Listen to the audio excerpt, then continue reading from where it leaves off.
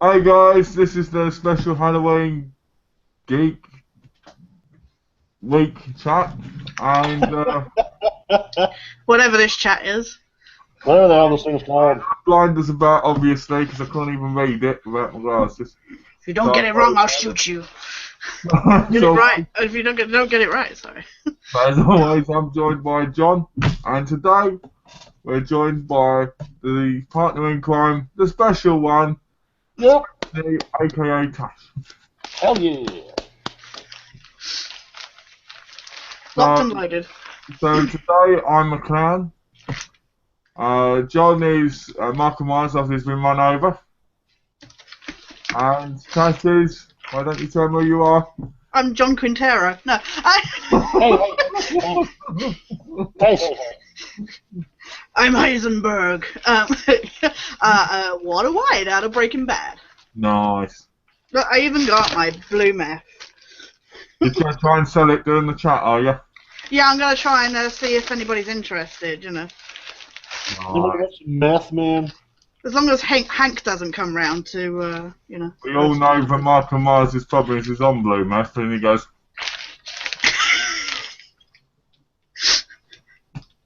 Is Michael Myers interested in some blue sky? Just you know. No, I'm strong enough. You know what though? I went looking. I wanted to get some wire-rimmed glasses for this costume. Yeah. Rather stupidly, and when I was looking for other like Breaking Bad costume bits, because most of it I had. The only thing I didn't have was actually the hazmat suit, which is kind of disturbing. But I went looking, and there actually is a Walter White mask, latex mask, like your. And I swear to God, it's the most disturbing, scariest thing ever. I'll have to show it a bit later because I didn't get it. He wore it at one of the conventions and walked around as himself. Oh, did he? Yeah, Oh, he wore one. I think I heard that one. Yeah. He wore one, and he went around the convention, and everybody thought it was somebody with him, and he just pulled it off, and it was him. His one was a bit more professional one. This Right. is a eBay one that looks like it's just. I swear, I saw the picture and it gave me nightmares. So anyway, I've seen John's mask made me think of it. So just... Because John's mask looks like a nightmare, does it? Oh, his one's a lot more convincing. When I first saw him, I didn't even know he was wearing a mask.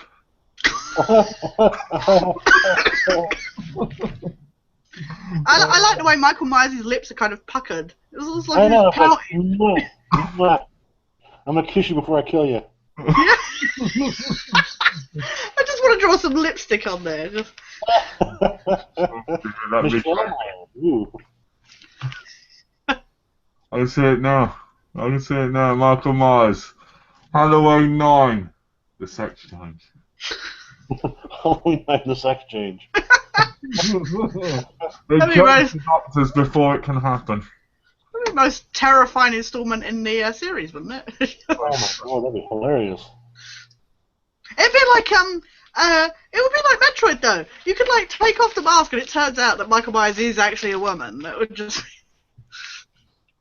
Well, in the remake part 2, the whole thing was that Michael Myers did die in the first one, and it was actually his sister killing the entire time. That was one of the alternate endings. Yeah. Really? So you can actually go online and find that.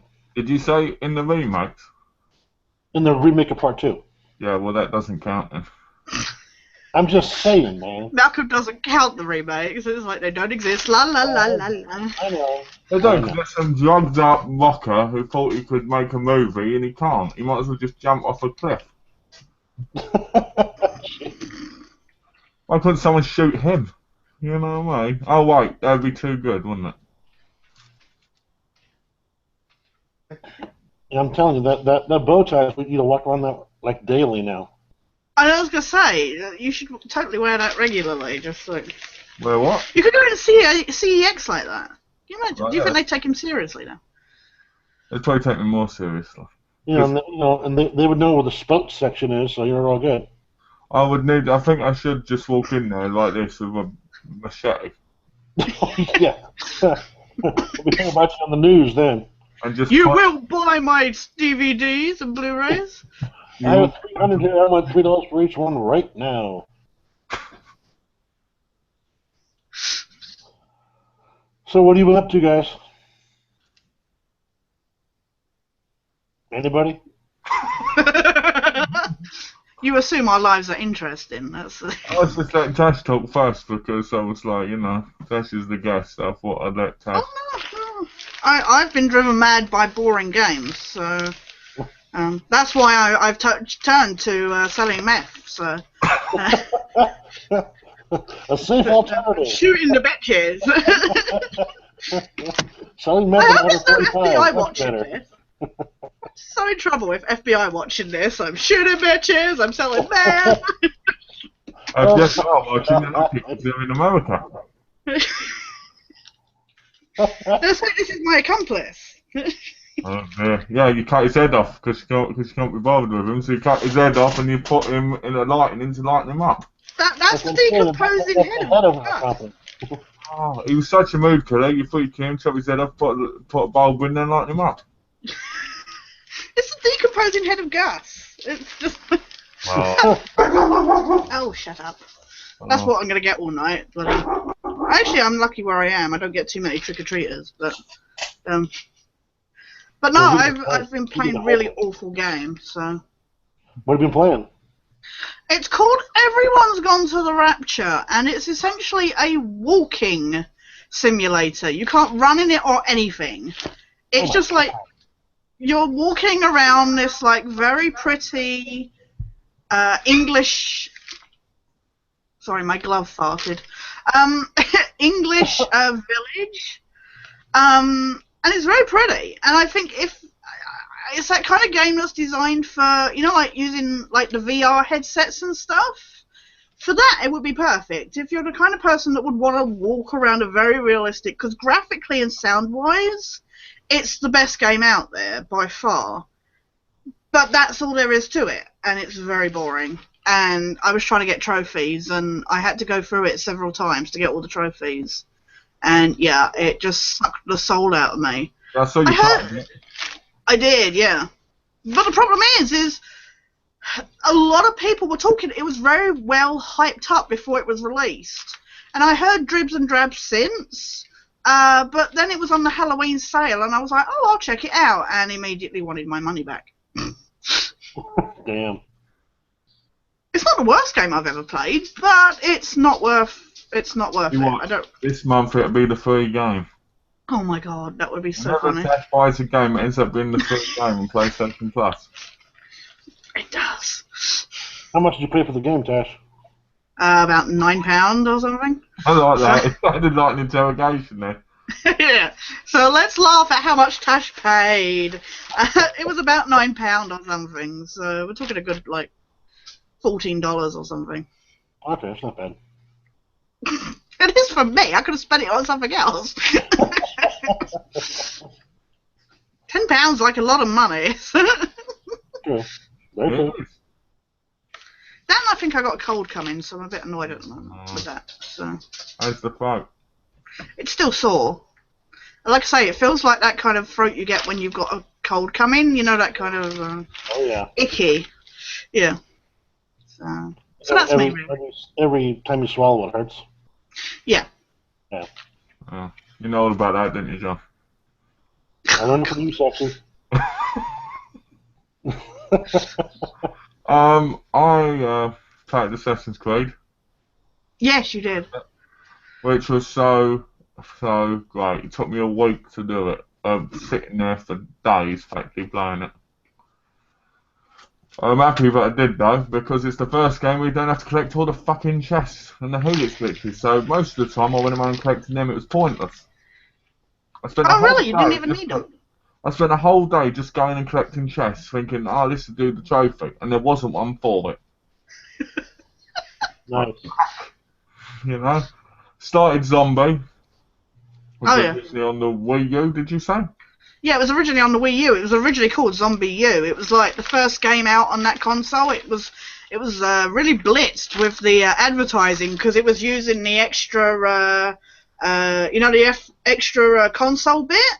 Yeah. And they were like using it. I remember on the adverts they were using it for like the sniping and stuff. You know, like using it as a scope and stuff.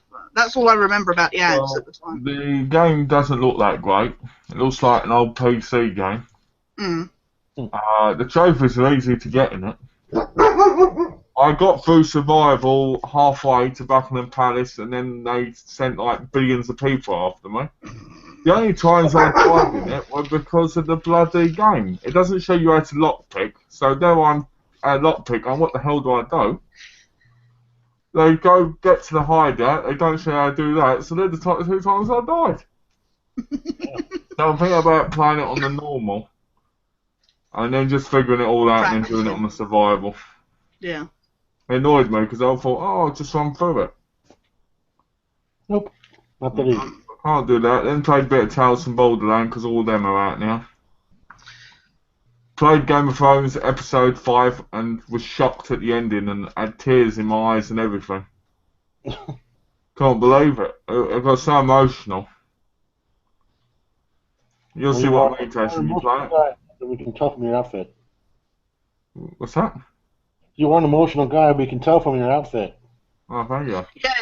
Yeah, that's the face he has when he's playing those kind of games. That's a machete. I'm actually, there's a machete right there. Uh-huh. See it? Oh, yeah. Ah, nice. See? You should send it to John. I should send Damn it right. to John with blood on it and then call the police. And say, as he pulls it out, he'll be like, shit, my fingerprints. Pittsburgh police, there's a no murderer. So I did that last night, basically. I got like 30 trophies last night. Damn. Yeah. I get a bit bored of the Tales from Borderland Game of Thrones kind of games. Not because they're not fun, but because I need action.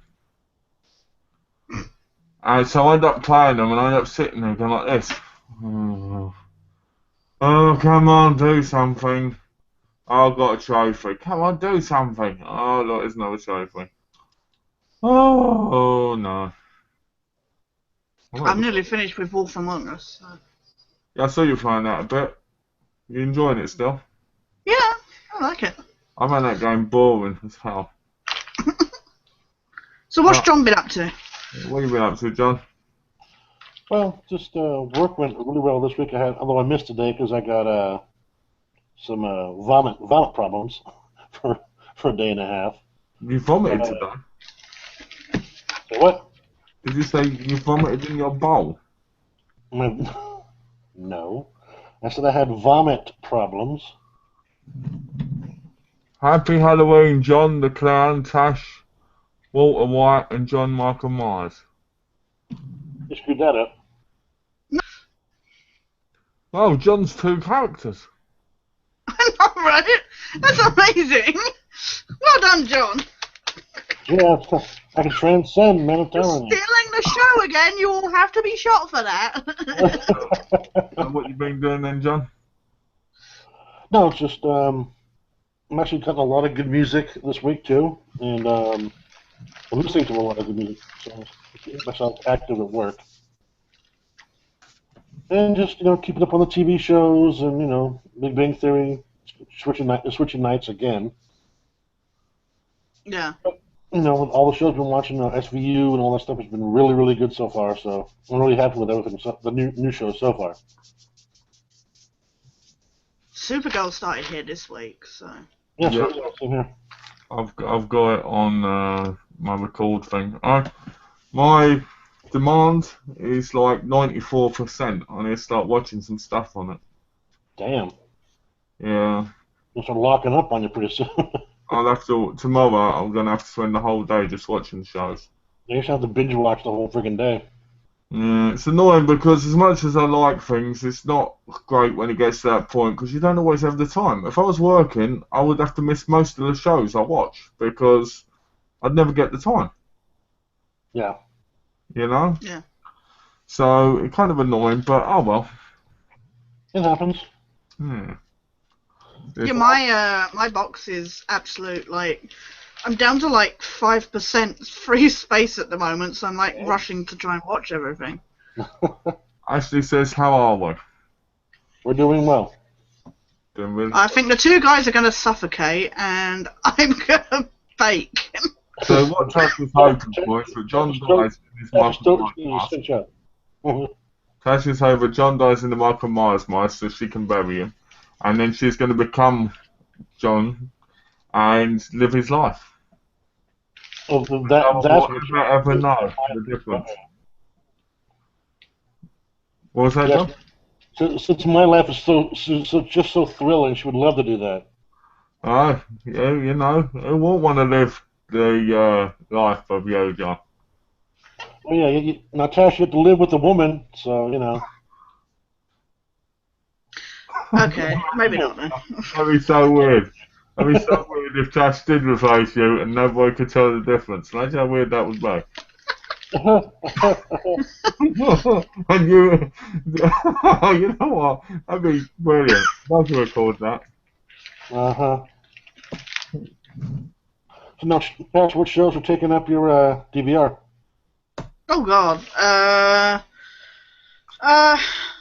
Zoo. I'm trying to think. Backstrom. Show Me a Hero. The Strain. Big Bang Theory. The Muppets. Shit. There's like so much clogging my system at the moment. I need to. Lost Girl. I'm up to date with Haven. I just got up to date with, as I was saying, Aquarius finished last weekend, so I got that off my system. Criminal Minds I'm not up to date with. It's a kind of hodgepodge of stuff kind of thing. Yeah. How caught up are you on Big Bang Theory? We're actually quite a bit behind the US at the moment. We're on the new season, but we didn't start at the same time. We just had the episode where Amy was, because Amy's ditched. No, spoilers. Basically, she wasn't there to do the Fun with Flags episode that Sheldon. Okay. Yeah. Yeah. So yeah. Is John going to play Michael Myers in the new Halloween movie? That'd be epic. Oh yeah. The fat Michael Myers. That's everyone wants to see. Oh, he got addicted to candy and fully realised his potential, and here we are. He runs a candy store during the day. He got depressed after Dr. Loomis died. Well, actually, he got depressed after the remakes. So And decided to eat candy. Malcolm, you can play Dr. Loomis in the remake. I'd love to play Dr. Dressed Loomis. like that. I'd love to play Dr. Loomis. That'd be brilliant. I'd shave my head and everything for that. So to make you jealous, Malcolm, look, my candy for the evening. Is that only English candy? Pardon? Is that Ash? Is that just English candy or what? Yeah, it's English candy. It's it's a style of chocolate, but it's like caramel flavored. So There's the business in San Francisco that sells nothing but English candy. what's that? There's a store in San Francisco that sells nothing but English candy. Oh, nice. I know that store. I know that store actually because I knew someone online who used to go there. Yeah. Yeah. And every We time have a store here that sells American candy. Yeah, but everybody knows American candy is nowhere as good as English candy. I wouldn't go that far. I would. I've heard, ever since I've been there, like everything, I like the English ones. Right. Or I should say, the British ones anyway. Yeah. It's my name. My nan always said to me, you always say English, you don't say British. That's why I always say English. As a kid, that's what she always said. What's this? Got my ghost face mask on, LOL. Embrace the Halloween remake, Malcolm. No, I will not embrace that. You never will. Not when he's got a puckering Michael Myers in front of him. Yeah, you know, Michael Myers, it's just, I'm not gonna go It's into like Michael Myers has gone gay. It's just like camp. That's what it is. After this chat, Michael Myers is gonna go to the gay bar, right? And he's gonna get off with Freddy and I'm super. Jason. Jason, they're all gonna dance there together, going like this, and all that, you know. That'd be brilliant. That was good. That was a great dance, by the way, Malcolm. Thank you. That was. That's how he looks when he goes out dancing. I learned it from you, John. Thanks, man. Starting to sweat in this thing. This is coming off very, very soon. Oh dear. That's rather uncomfortable. I'm not going to be here for another 2 hours and 45 minutes in this thing. How to lose weight. It's like a sauna. Exactly. Last time I wore this, I lost 10 pounds. And then I passed out and almost died. I'll show you this water white. There you go. Look at that. How fucking scary is that? I don't see it. It's a clear black screen. Oh. Oh, hold on. There it is. Oh, you had it. Still can't see it. Shit. Really? That looks. Malcolm. That is creepy as fuck. Isn't that creepy? There it is. Oh. Oh, wow. That's fucking scary. Oh. Damn. I was like, yeah, I'm not buying that. That's scary as hell. Ashley says, gay bar whoop whoop. I know they will go to Browntown. Don't start that again.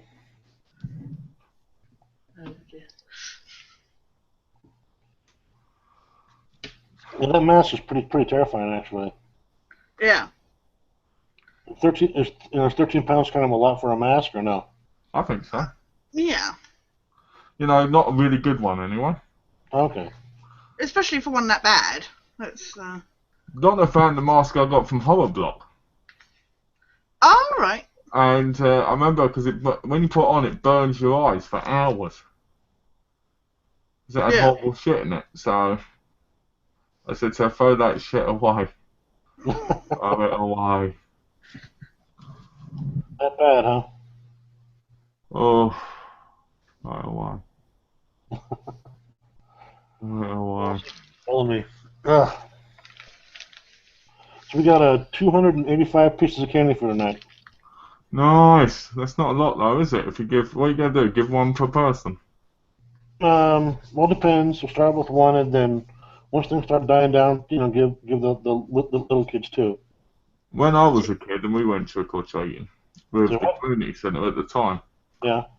I remember I was out with, I think her name was Josie, if I remember correctly. And my mum had me and her, and I remember very clearly because at the time I had a little thing for her because I was a kid, and you know what it's like. Sure. So we're going around and we knock on one guy's door, and he opens it, he jumps and goes, ah, you know. And we're like, ah, you know. Because I was wearing a pumpkin outfit, a pumpkin mask on, and a bin liner with pumpkins on. My mum had made me. And he gave us all like big massive handfuls of 2p. And I remember counting it, and it was like £2 in each one, and my mum would exchange it, like put it in and give me the £2. Right. Well, halfway home, the bag ripped and all the money went all over the place. And it took a while getting that up, you know. So it was a nice time though. But they all over in England. When I went trick-or-treating, they'd give you like a few sweets at a time. Yeah. You know, I can't imagine knocking on somebody's door and getting one candy each time. It just seems really. But then I'm an adult now, aren't I? Yeah, big difference. As a kid, you want that candy, so you know. I've never ever been trick or treating. So. I used to go with Kevin, my stepdad. I used to get him to dress up. Really? Yeah, and I used to make it. When he knocked on the door, I'd go like this: "Trick or treat, mister." And I used to get all the candy. It was good. I remember growing up, I used to get like a pillowcase full of candy. That was the greatest thing ever. But now they're worried that people are going to put shit in it, aren't they? Yeah, and use it as terrorism and that. Why would anybody put shit in kids' candy? You know, it's never even been proven that there's ever been like a razor blade or anything in candy, in Halloween candy at all. There's been proof that there was a mini bomb that blew up someone's intestines. It was his intestines, okay. Made it that far, really? Oh. Apparently it was set off from an unknown location. Jeez. That's just good. Just people are out of their mind nowadays, that's why. How's the mask doing, John? Looks like very, you're in there. It's very, very, very warm, so screw that. You're still wearing it, aren't you?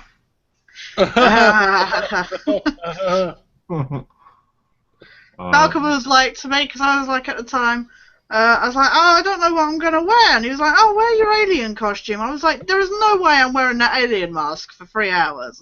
Oh, hell no. It's like, I can't breathe in it for 5 minutes. And you're already sick. You don't. Tash, John, and Malcolm, what's your favourite horror movie of all time? Smash that. The original Halloween. Thank God you said that, not the remake Halloween. Otherwise I'd have screamed. I know. What about you, Tash? That's why you said it, just to make you happy. My favourite? Oh God, that's a difficult one. It's not Halloween. It's definitely not Halloween. I've not seen Friday the 13th. I saw the first one, but yeah.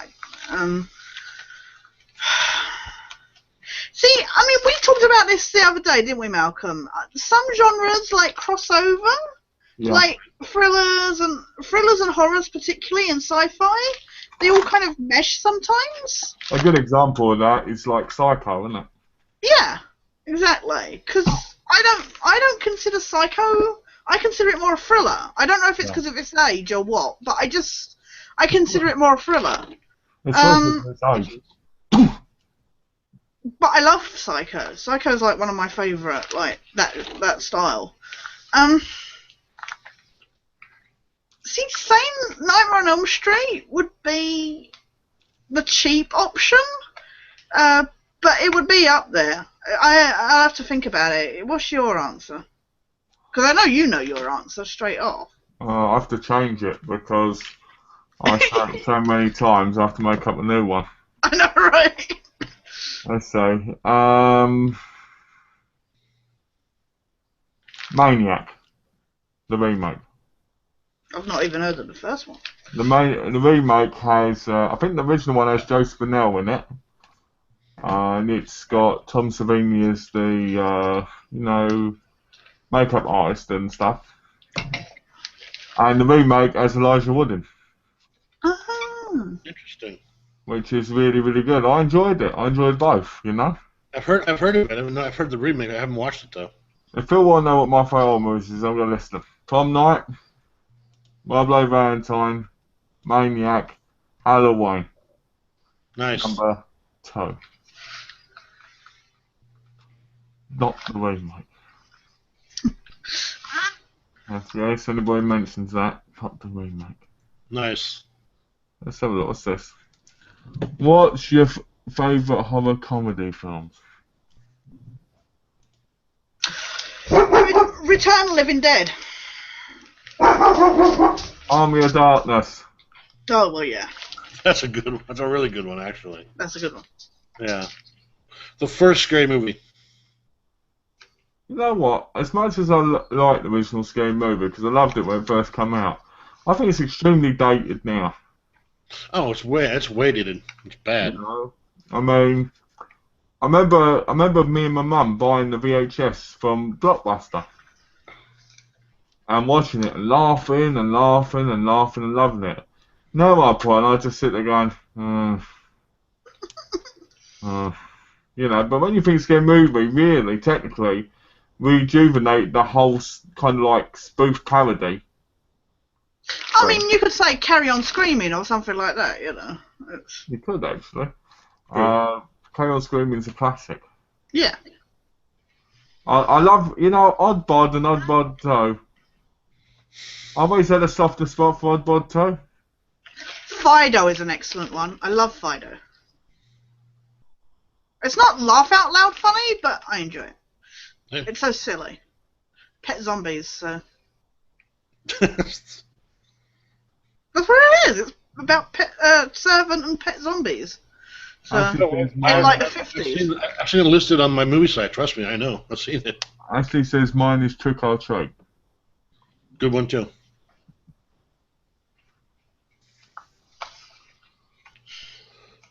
So, all right, here's something different. What's the scariest you've ever been in real life? What is something that scared you, or someone, or whatever?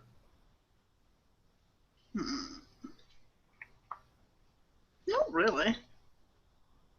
When you say scared, do you mean they scared you on purpose, or you just got scared? You just got scared. Either a bad nightmare, or just something you saw, or just Oh, whatever. nightmares, yeah.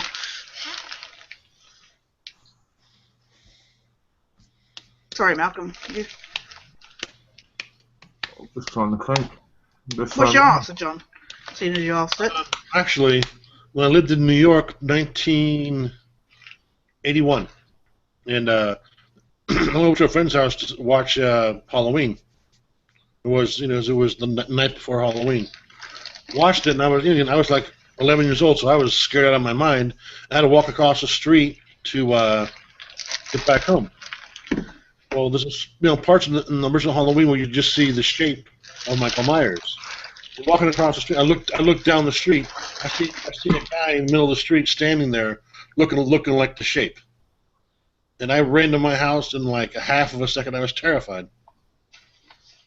I had convinced myself that was Michael Myers. That was Michael Myers. Oh, dear. No, I was scared out of my mind. That's scary. I think one of the most genuinely terrifying moments I remember was we had a problem. My family, we had a problem with a poltergeist in our house.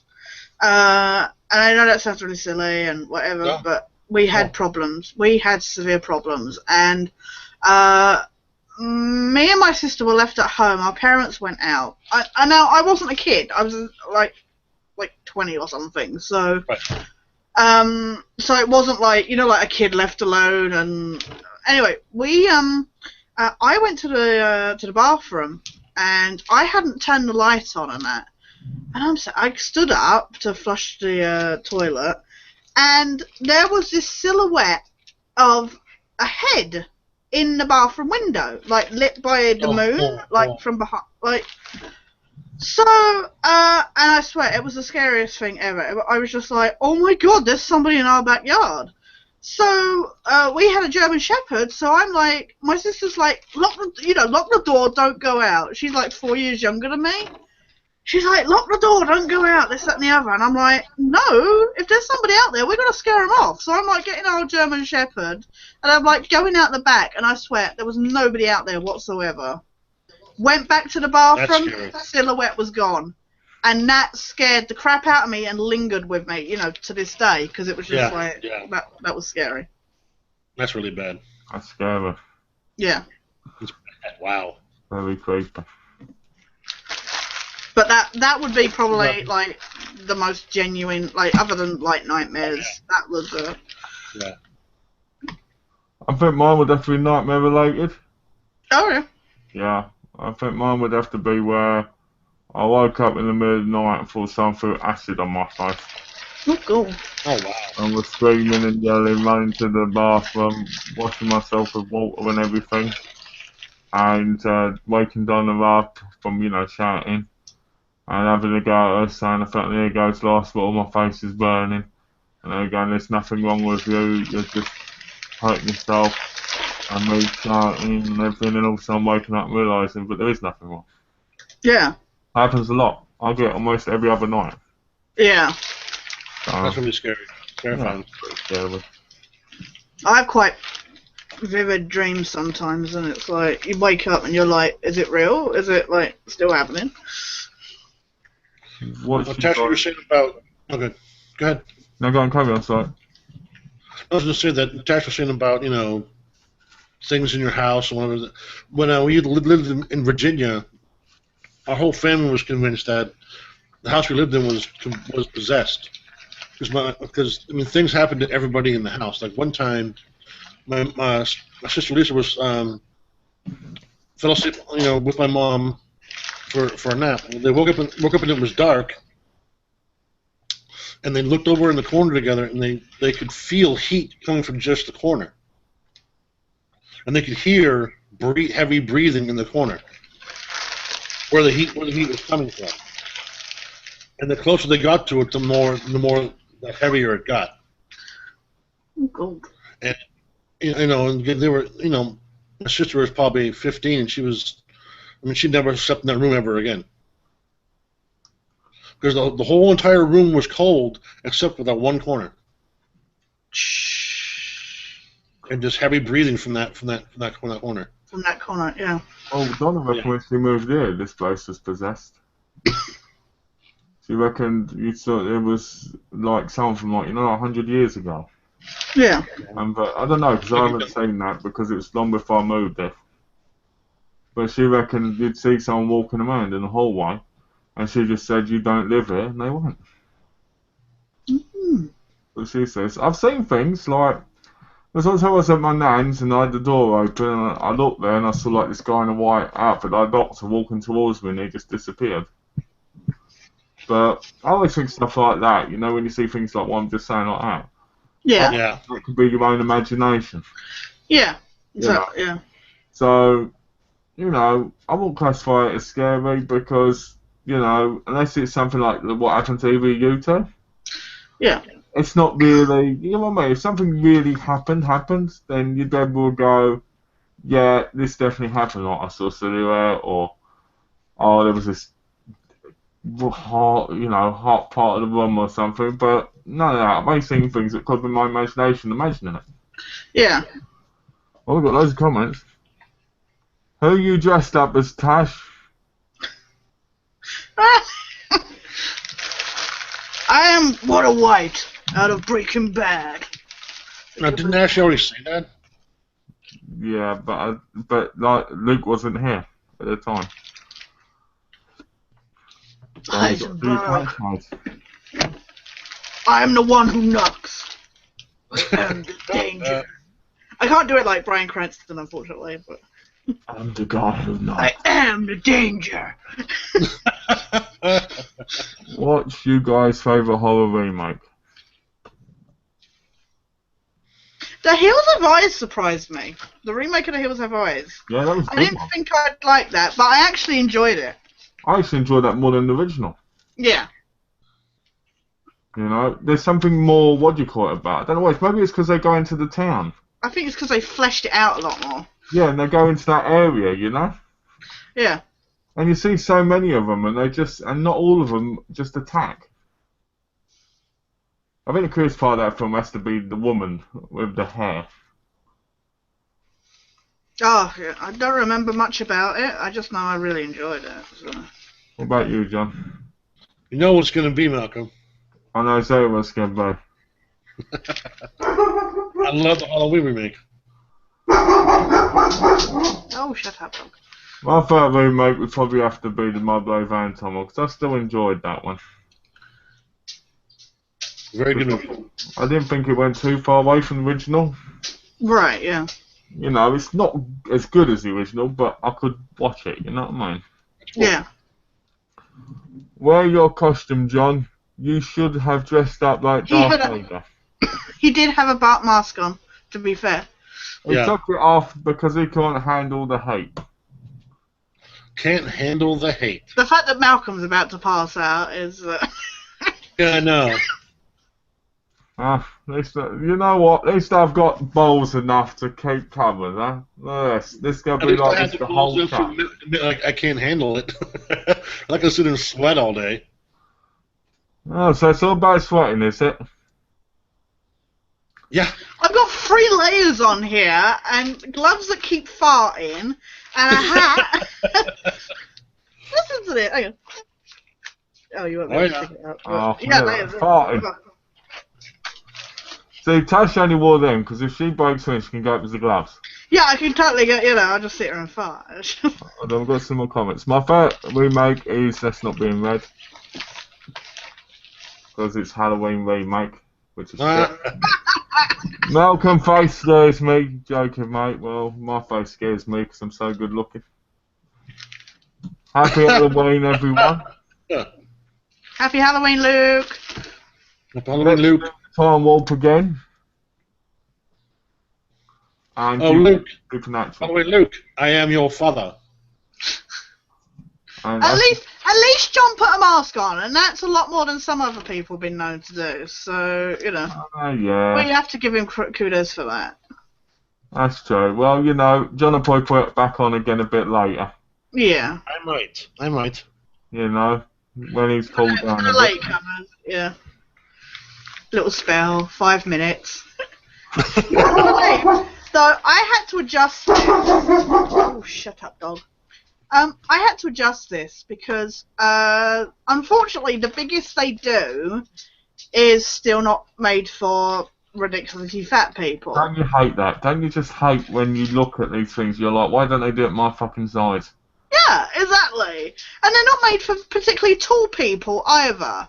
So I went to try it on, and the zip didn't go down very far. So I'm like, I knew that my legs wouldn't fit anyway. So I'm like, okay, I'll just wear the top half. And I went to put I went to, because it's a full obviously one piece. So I'm like, oh, I'll just put the arms through and just wear it like that. Except, of course, because the zip came up quite high, it was literally all the way I got stuck in it kind of thing. Oh, no. So I'm like, oh, crap. So I was getting the scissors and that, trying to so I've got a big cut up the back, the zipper's been cut and cut down, just so I could fit this on. It's just I paid £15 for this and it immediately got cut up. Don't you hate that though? I bought stuff which I would buy and go, oh, this will fit me. And then you get it and it's so much smaller than it should be. Yeah, I hate when they go one size fits all. It's just one size fits all skinny people. Yeah. What size is going to fit everybody? So if I buy an extra small, because that fits everybody, and I go, well, it's going to be... Yeah, their clause will be, well, there's probably some small print that says, on average, everybody. Yeah. Who would win between Michael Myers and Jason Voorhees?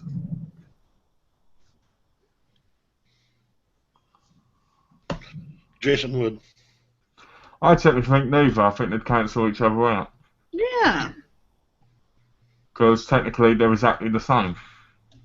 That's what I would have said. So I mean, Michael's got one thing going for him. He wasn't a liver taking over people, like he was in the ninth one. But he'd pick it up. That was one of the most stupidest movies I've seen in my life. I'll tell you what I'm watching tonight. Jason X. I love that movie. I don't know why, but I just love it. All week long. What's that? Those have been on all week. Yeah, I know. I'm sure like the Halloween ones. Yeah, actually, I'm watching 5 right now. You're watching 5 right now? Actually, no, it's a 4 or 5. It's 4. It's 4. End of 4. What's happening in it, John? Well, let's see. Oh, Dr. Loomis is meeting Michael Myers' niece. Oh, Jamie. Yeah. It's number 4 then, so she hasn't killed anyone yet. Nope. Again, this is the same shit that's in the remake. Oh, the remake sucks. It's kind of like Rob Zombie, but ruined horror. And people go, but Rob Zombie's a brilliant man. He isn't. He's a failing rock star and he's a failing director. Yeah, Rob Zombie sucks. His music's been horrible for a long time. And you still support it. Disgusting. One movie he makes, I support. You know, as somebody who loves music, you should be against everything he does because of him being awful. No, not at all. Yes. Anyway, let's see. Got a lot more comments. Let's have a look. Jason X sucks balls. Zombie. Jason X sucks balls. Okay. You know what? I ain't going to argue on that one because I believe people have right to think what they think. Yeah. You know, I think the movie itself is actually quite good. If you like the whole futuristic kind of feel, like, you know, like him going one of my favourite kills in that movie is he puts the girl's face in the ice and then smashes it on the table. Right. I love that. You know?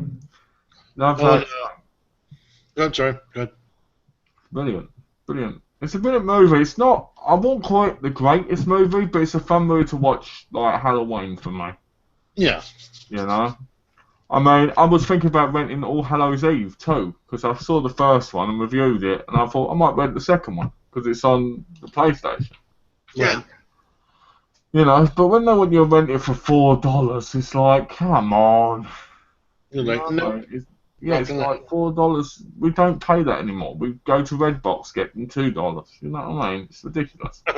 Right. Oh, Last Avenger, will you three be watching the live exorcism that will be shown on Destination America? No. Didn't even know there was one.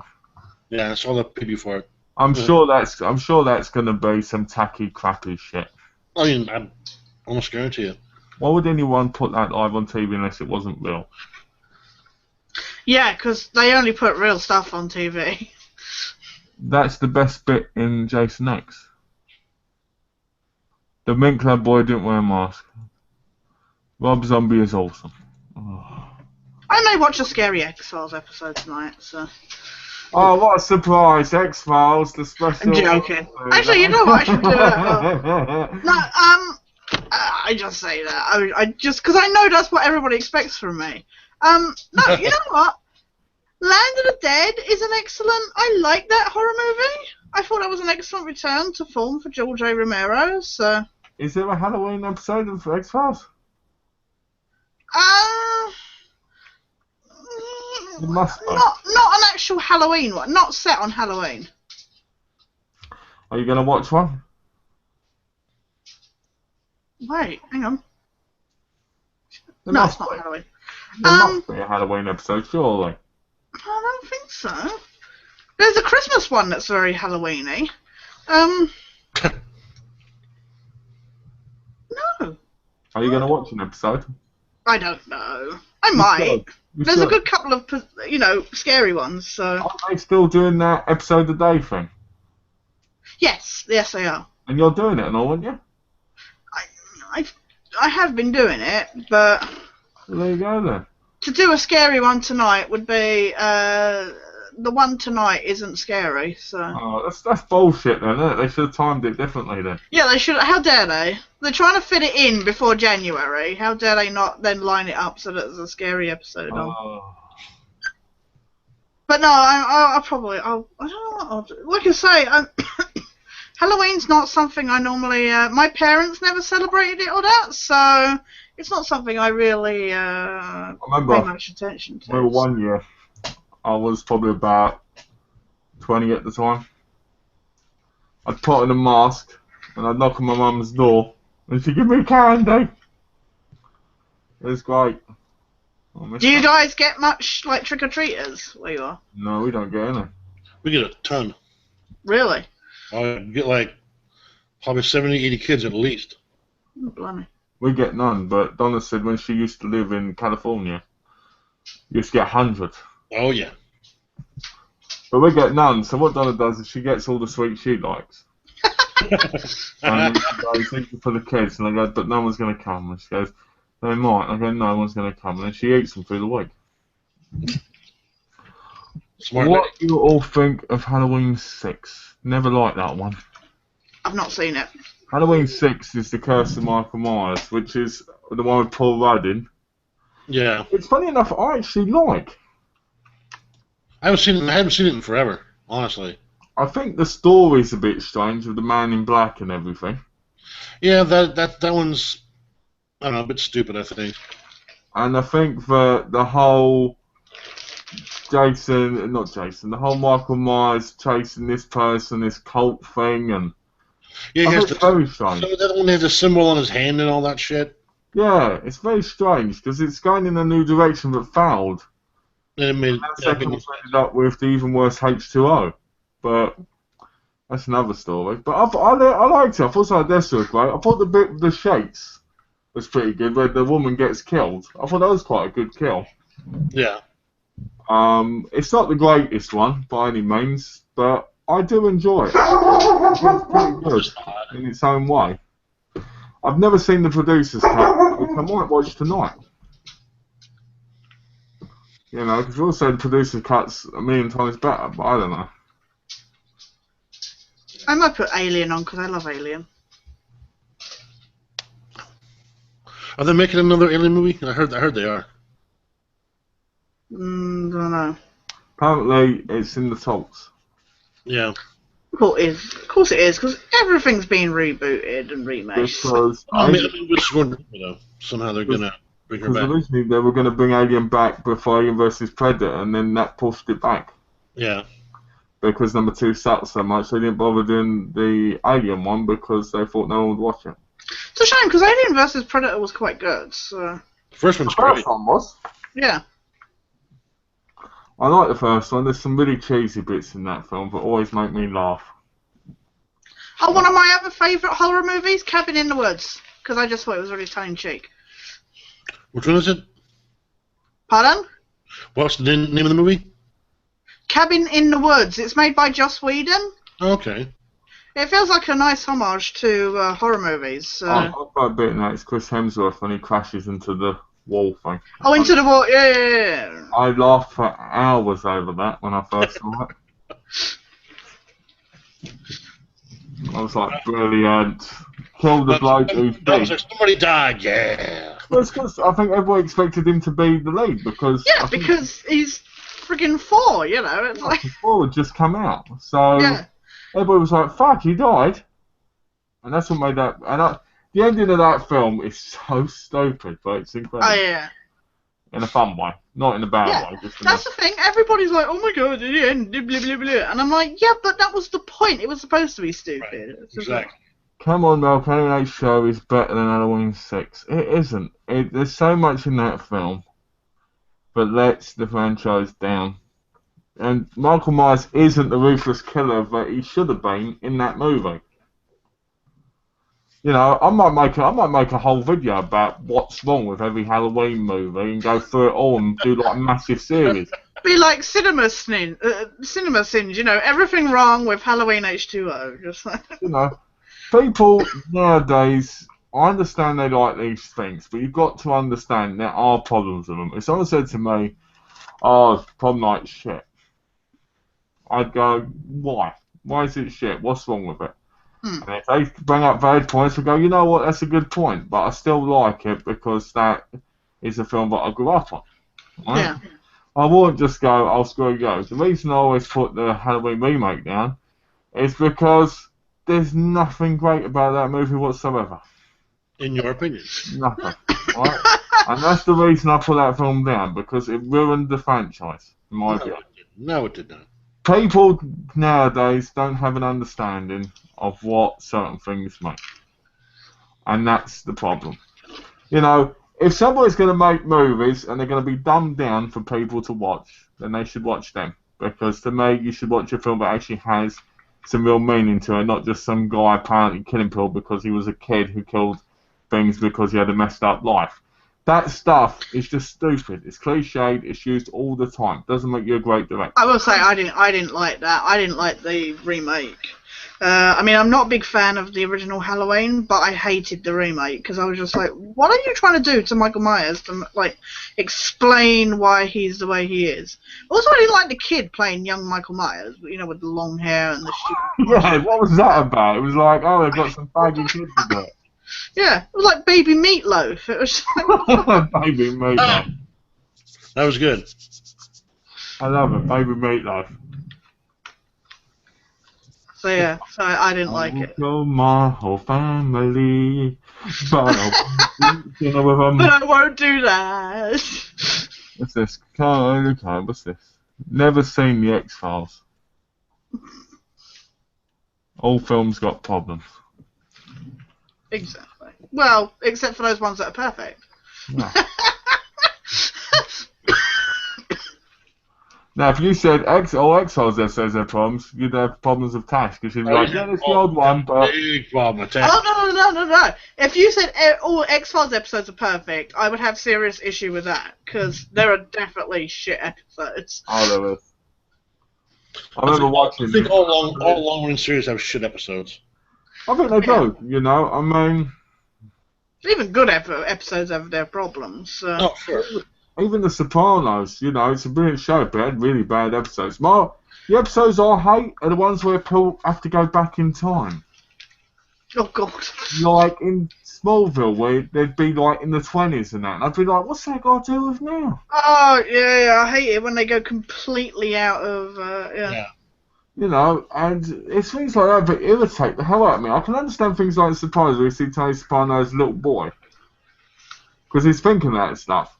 But Yeah, it's flashbacks. But when they spend a whole episode where they're like there, you're just like, oh, this is just a filler episode. Yeah. When they did stuff like that with like Warehouse 13, and you know, an artifact would take them back to the 20s or something, or into a movie or something, and you're like, wait, what? And I mean, it made sense for the genre, for that type of show, but at the same time, like you say, you would get those episodes and you're just like, oh, it's another one that's killing time until, you know. Yeah. Well, the thing is, I find with a lot of shows nowadays, if they're over 12 episodes, there's so much filler, it's unbelievable. I was literally about to say, because a lot of people have been saying, like with the new X-Files, like, why only 6 episodes? And as they were saying, the thing is one, it was done like that because of availability of the people, but 2, you know, TV now is so flexible compared to, you know, when you had to have like 24 episodes. True. And I think that is the thing now. You get series that are a lot better, they're a lot tighter because they are much shorter and cramming stuff into... It's funny, because I never thought I'd watch a 12-episode show and think, wow, you know, this has so much more in it than this 24-episode show. Yeah. You know, I feel like I've watched like 3 seasons if the season's really good. There's some shows you watch and you're like, really? I'm only on like the 5th episode? It feels like so much has happened, Yeah, you know? Exactly. I mean, when I watched the first season of Underbelly, I was like, fucking hell, so much has gone on. And it's always just, it's like 6 minutes more, but that 6 minutes more gives you so much story. Yeah. And you get some of those seasons at like 25 episodes, and you're like, wait, I've been through 12 episodes? It feels like nothing's happened. It's like... That's true. Sorry about that, I need to start watching Arrow. Arrow's good. That's not 20-odd episodes. Yeah, it's just 22 episodes. Is it? 22 per season, yeah. Oh. They never feel that long. Tash, you're echoing. I am echoing. I don't know why. I think it's Malcolm's in, because he hasn't got his headphones in. Oh, look at that, my beard goes down, look. Alright, where am I? Oh, hold on. Maybe it's because those longer shows, they split up. They have the mid-season break, don't they? So. Well, that's what all the shows do now. They have like the first 12 and then they kill it for like 2 months. Yeah. I hate that. I hate that because, like, I mean, a friend of mine was trying to explain it because we used to, like, England used to get, like, seasons, like, a year after it aired in the UK, and now, of course, we get it so much sooner after it's aired in the US, sorry. But at the same time, like you say, I don't think the mid-season breaks were anywhere near as common as they are now, years ago. So I find it really, especially like Walking Dead, you know, you have it start, you know, October, and then it's like just before Christmas it stops, and then it doesn't start again until like February or something. It's like, You know what they do, didn't you? They do it because they get higher ratings. Well, also they can do that mid-season finale, can't they? With the big like, Yeah. I hate that so much. Yeah. You know, because growing up in the '80s, it was like 6 new episodes and a rerun, then 5 new episodes and 2 reruns. Yeah. It would stretch out the whole time. But now it's like have 7, then 1 off, and then 7, 1, and then have the big, like I said, the mid-season finale. Yeah. Be off for 7 weeks and then finish it up. Well, you think as well now, we live in a time of binge watching, Yeah. and if you are watching back-to-back episodes and you get to that big episode and then you're like, the following one, and you're like, oh, well, that was silly, you know, and then it goes back to that lull, doesn't it? Like, the first few episodes of the new half are really like that lull building up to the end of the season, and you're like, the pacing is so off. It's, I was watching, showing a friend The Walking Dead, and we got to, like, the mid-season episode, and I was like, you're lucky, you're going to get to watch the next episode, like, straight away. I said, I had to wait 3 months, you know? That's insane. Oh, I still haven't finished Series 3, so by the time I get to now, it'll be back on again. Yeah. I know that when the Sopranos, they would take like a year break in between seasons. Yeah, they do. That sucked. Game of Thrones does. Because it's supposed to be like $9.99, and then it would just carry on. I think it ended in like, what, 2007, 8? Yeah, 2008, I think, yeah. And the seasons were like, there were some seasons that took like a year to then do and stuff, and you're like, wow, the fact they could do this with a series. Because you always, I love it. You know the series is really well written.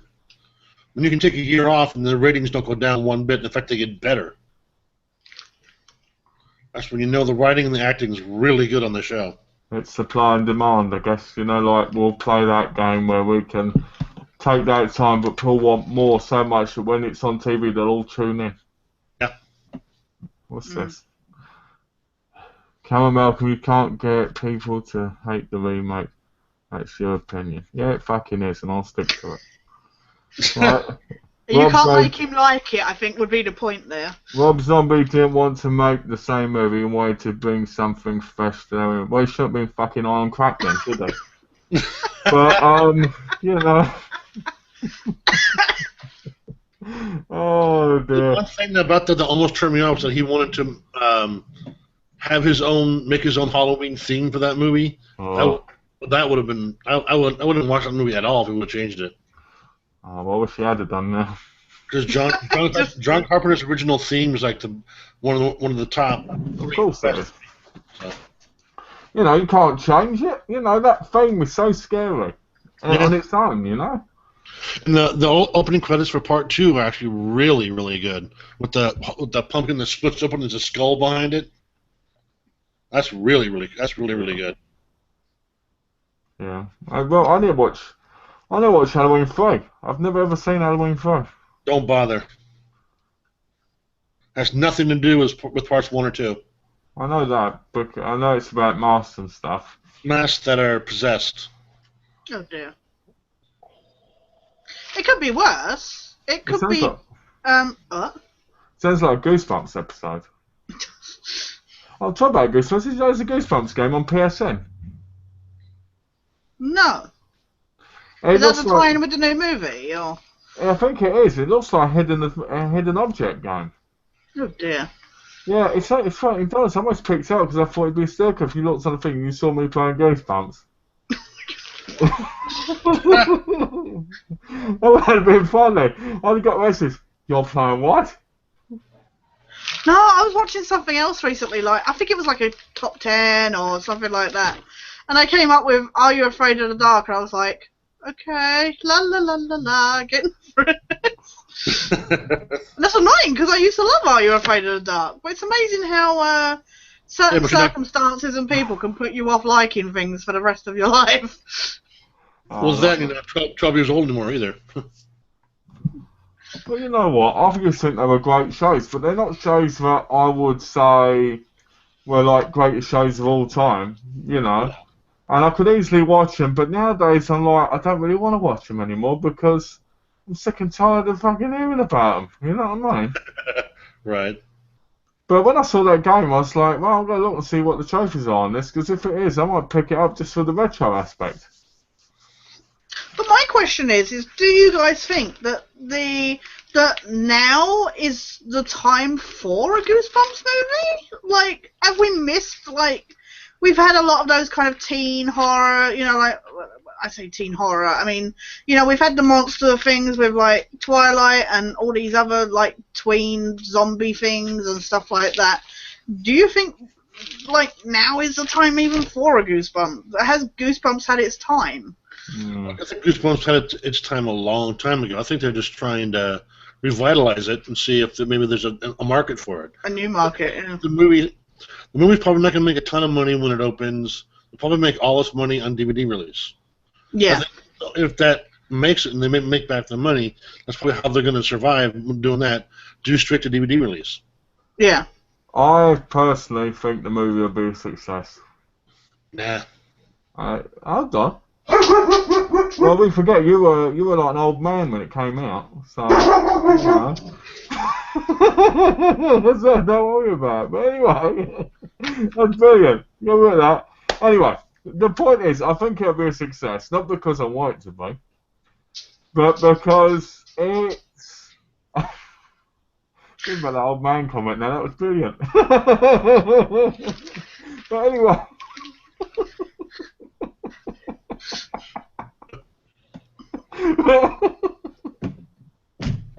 Oh, dear. You just crack yourself up, don't you, Malcolm? I do. He entertains himself. Sometimes we sit there gaming and he's like, so funny. Sure. Like, yeah, that's great. I'm sure he entertains himself nightly. Well, yeah. Anyway, I think Goosebumps will be a success, probably in the first week or so, and it might die down because of the retro factor. Yeah. Oh, yeah, like the nostalgic, like, yeah. I think there's a lot of people like me. I'm not going to go and see it, but a lot of people like, who would go, wow, I remember that as a kid. I'd love to go and see that with my kid. Yeah. But personally, I think the movie, from what I've seen of it, I think it looks like a big pile of shit. Because it looks like all the films, all the books thrown in together. It made me think of Jumanji. I was just like, I like that movie. Yeah, I like Jumanji, but I'm just saying, that's what it made me think of. Yeah. But I think it might be a success in the first week, and then I think it'll slowly die down. It'll probably be in the top 10 for like a week, maybe two, and then die out. That's what I mean, I think it's one of those movies that will have that retro factor for a little while, and we'll get lots of DVD Much like, shows. say, Jurassic World, in a way. Excuse me? I think because Jurassic World pretty much had the same kind of... Yeah, I think that'd be what it is. I think that'd be exactly what happens. Yeah. So Donna wanted to see it badly because she loves the other ones. Yeah. And then when she watched it, she felt really let down by it. Yeah. I think that's what happened with the Goosebumps. I mean, to be honest with you, they chose the worst actor possible in Jack Black to be in it because he'll be over the top. Yeah. Like he always is, yeah. And, to me, he's like the fat Adam Sandler. Yeah, but at least Jack Black can actually act. Jesus Christ. He's in some aspects, but it doesn't give him chance. The problem with Jack Black, in my view, isn't that he's a bad actor, isn't that he's not great, it's the fact that when he plays these comedy kind of roles, he overdoes it and he's boring. When he's acting properly, he's awesome. But the comedy, to me, is what he should leave in the past. Well, to me, when he does comedy, he only has one bit. Yeah. Just the whole, like you said, the whole over the top. Everything's just boom. It has to explode on you. Yeah. When we did that, Shallow Hal, how that movie was. Just in the comedy parts, he's just way over the top with emotions and his body movements. He does the same thing kind of over and over again. It's Exactly. I hate Shallow Hal. I think it's one of the most horrible movies in the world. Seriously, I watched it and I freaked out over and got angry over it. I thought it was a good movie. I think it's horrible. I liked it, but, I think it's a horrible movie. I don't like the whole fact that he couldn't see her for who she was. And then apparently he fell in love with her at the end. I think that's all bullshit. But, I'm not going to argue about it. People have their choice what they like in comedies and that. It just was one of those things that stayed with me. yeah. It annoyed me a bit because I thought it could have been a lot better. Yeah. Sorry. It's my phone. So, yeah, I just thought it was one of those films that was awful in a lot of ways, but if I ever review it, I'll say why and that. And I'll Yeah. have to go, I love that movie. And I'll be like, yeah, no, but I didn't, you know. I love that with reviews as well, you know, when people hate when you don't like a movie. Oh, yeah. Happens all the time, you know. Mm. Goosebumps or Are You Afraid of Dark? Which are you enjoyed the most? Which one you enjoyed the most? Are You Afraid of Dark, without question. But I think that's a slight generation thing. Are You Afraid of Dark was just on that cusp when I was like at the right age for it. And Goosebumps was a couple years later, and my sister got into the books and stuff like that, because like I said, she's 4 years younger. And she got into the books and she watched the show, and I think it was just out of my age range, and because she was into it, I didn't watch it, so I just really didn't get it, because I found it kiddie for me, if you know what I mean. So I just enjoyed Are You Afraid of the Dark more. For me, with my age range, I'm so much older than you guys, Malcolm. Yeah. That I mean, I know of those shows. I haven't watched too much of it at all, so I don't really have too much of an opinion. I've seen like 2 or 3 episodes of each one. I can't really give a legitimate freaking review of either one. Yeah. What about Tales from the Dark Side, Tales from the Crypt? Damn right. Or Monsters? Damn right. What about them? What would you pick Crypt out? is going to a convention next Tales from weekend. the Crypt is the best. I always felt like Tales from the Crypt was a lot darker. Oh, it was. You know, I watched Tales from the Dark Side. To me, it was very kiddie friendly.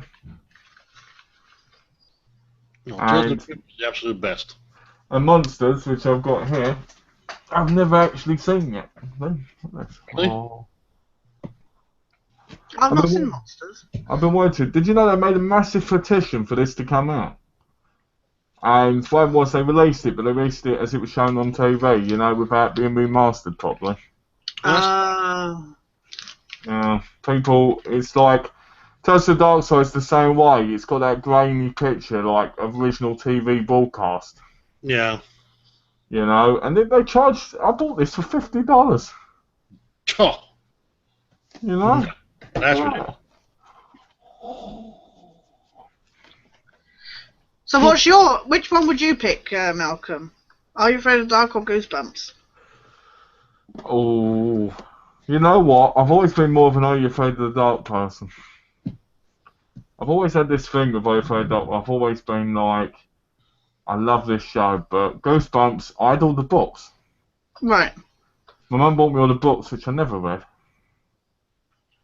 I wish I'd have done at the time, but I didn't, and I feel bad about that now. Because, you know, she bought them for me because she thought I liked the show, and I did like the show, but the problem with Goosebumps is I found it wasn't very rewatchable. Right, yeah. As I Afraid of the Dark, I could rewatch it. But then as a kid, I was more of a Nickelodeon kid. Right. So, because I Afraid of the Dark was on Nickelodeon, I probably watched more of that then because of that. Yeah. Makes sense. You know? But, yeah, I think I'd go Afraid of the Dark. I guess the other question would be Twilight Zone or Outer Limits? Ooh. Ooh, that's good. That's a good one. Twilight Zone. Only because Rod Serling was such a creepy fucking... Oh. What about the Night Personally, Gallery? I would say Twilight Zone, but I guess because it's like the OG, if you will. It's like... But what about the Night Gallery? Good one. The Night Gallery and the Hunger. What was the other one? Dark Shadows or something like that? Dark Shadows was that vampire one, wasn't it? That was that soap opera. Okay. What about the Hunger? Don't know. Night Stalker. Oh, we've got a question. Freddy Krueger versus Pinhead, who wins? That's some look. That's actually a good one. That would be an awesome, like, battle. Yeah, but the thing is, that would be pointless. Neither one can die.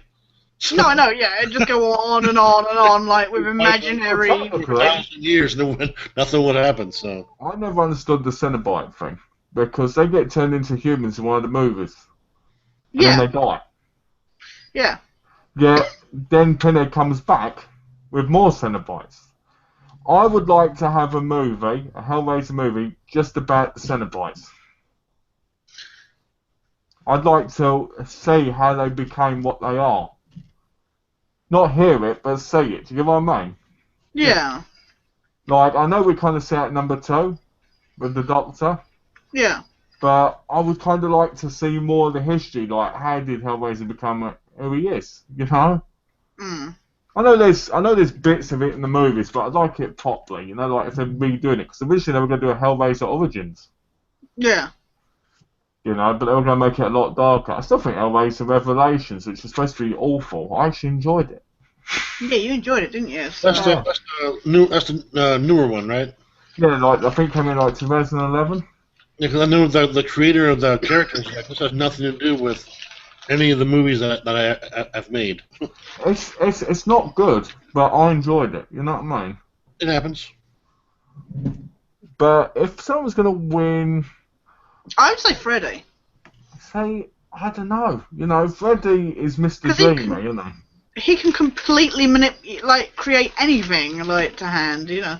But you think about that, he could make Cenobites turn on him in Pinhead's mind, but Pinhead's so evil that it comes from basically hell, Yeah.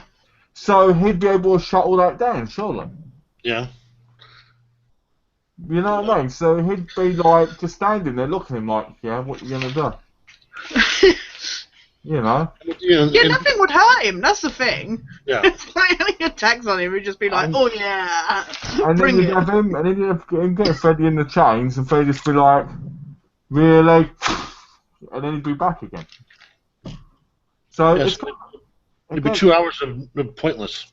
yeah, so again, it's kind of like nothing. I mean, Freddy vs. Jason was really the same kind of thing.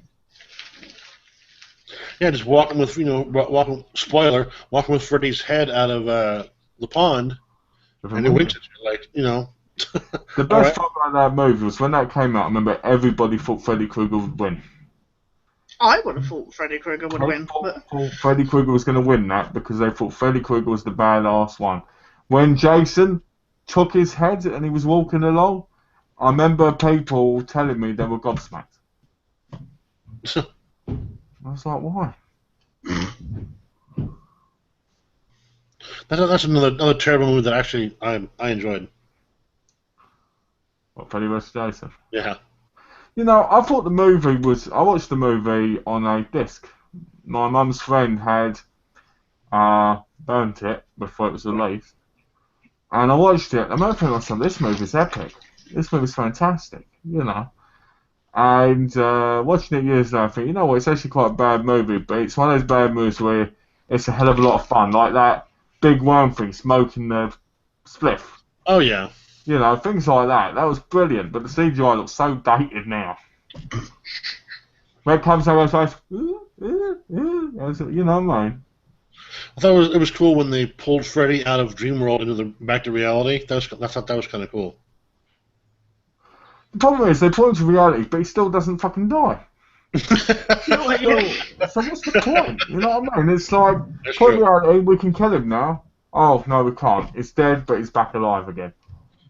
Yeah. And then, in one of the Friday the 13th, I think it's not Friday the 13th, I think one of Nightmare on Elm Street, if it's number 6, it turns out that these flying things have given him the power. And you're like, what the fuck are they on?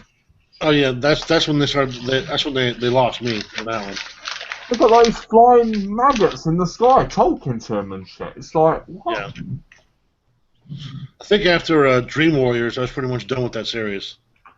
I think the second one's the best one. I love Dream Warriors. It's a classic. I think Freddy's Revenge is fantastic. All the gay undertones in that made that film brilliant. They're whipping the guy in the shower and him getting... And Freddy, favourite line? We can help you. Calm down. We can help you. Help yourself, fucker. I love that movie. That movie's my favourite. Dream Warriors, though, to be fair, Dream Warriors to me is probably... I think it's really good as well. I never liked Heatherland Camp. Is that her name? I never liked her. Yeah, the original Nancy. Yeah, I yeah. never felt she had anything going for her.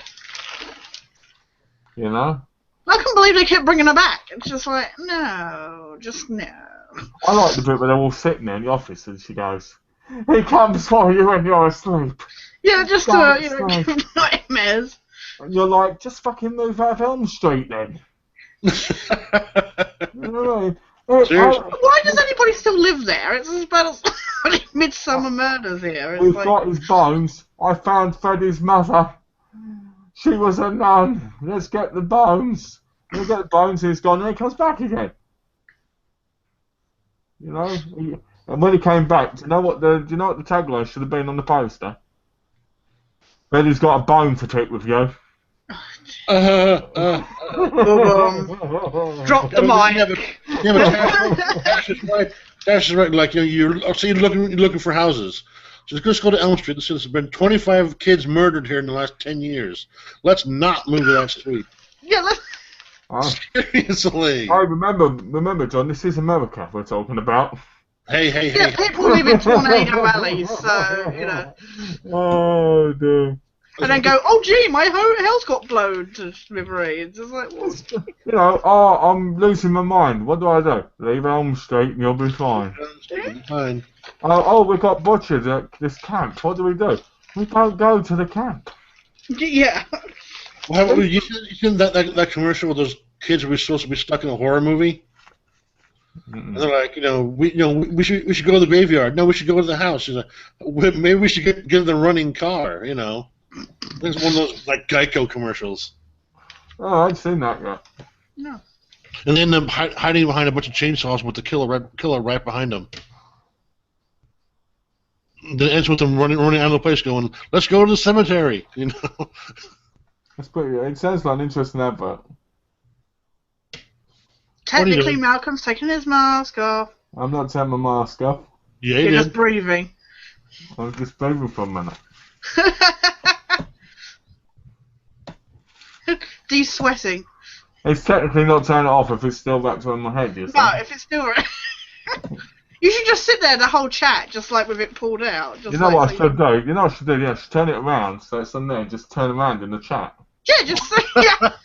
And then I can just sit my back to everybody, couldn't I? Hey, Malcolm's not saying much. What's going on? Stop moving your hands behind you. Like.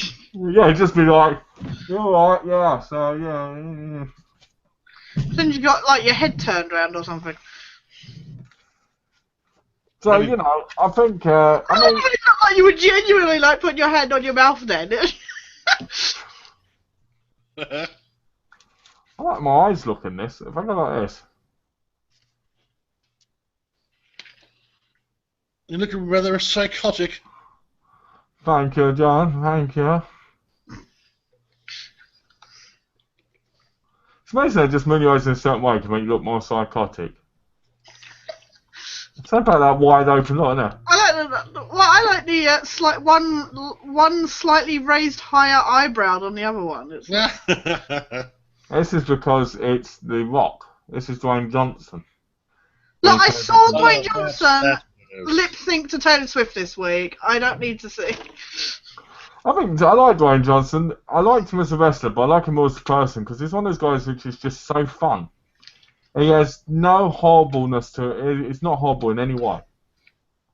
From what I've seen. I mean, he always seems to be that guy that's having a lot of fun. Yeah, exactly. You know, like, if you say to him lip sync this, he'll lip sync it because he loves it. So funny. He lip synced Shake It Off and Saturday Night Fever, Staying Alive.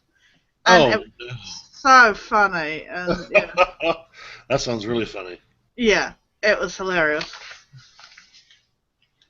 So, and he was up against Jimmy Fallon, and they had a good report. So it was.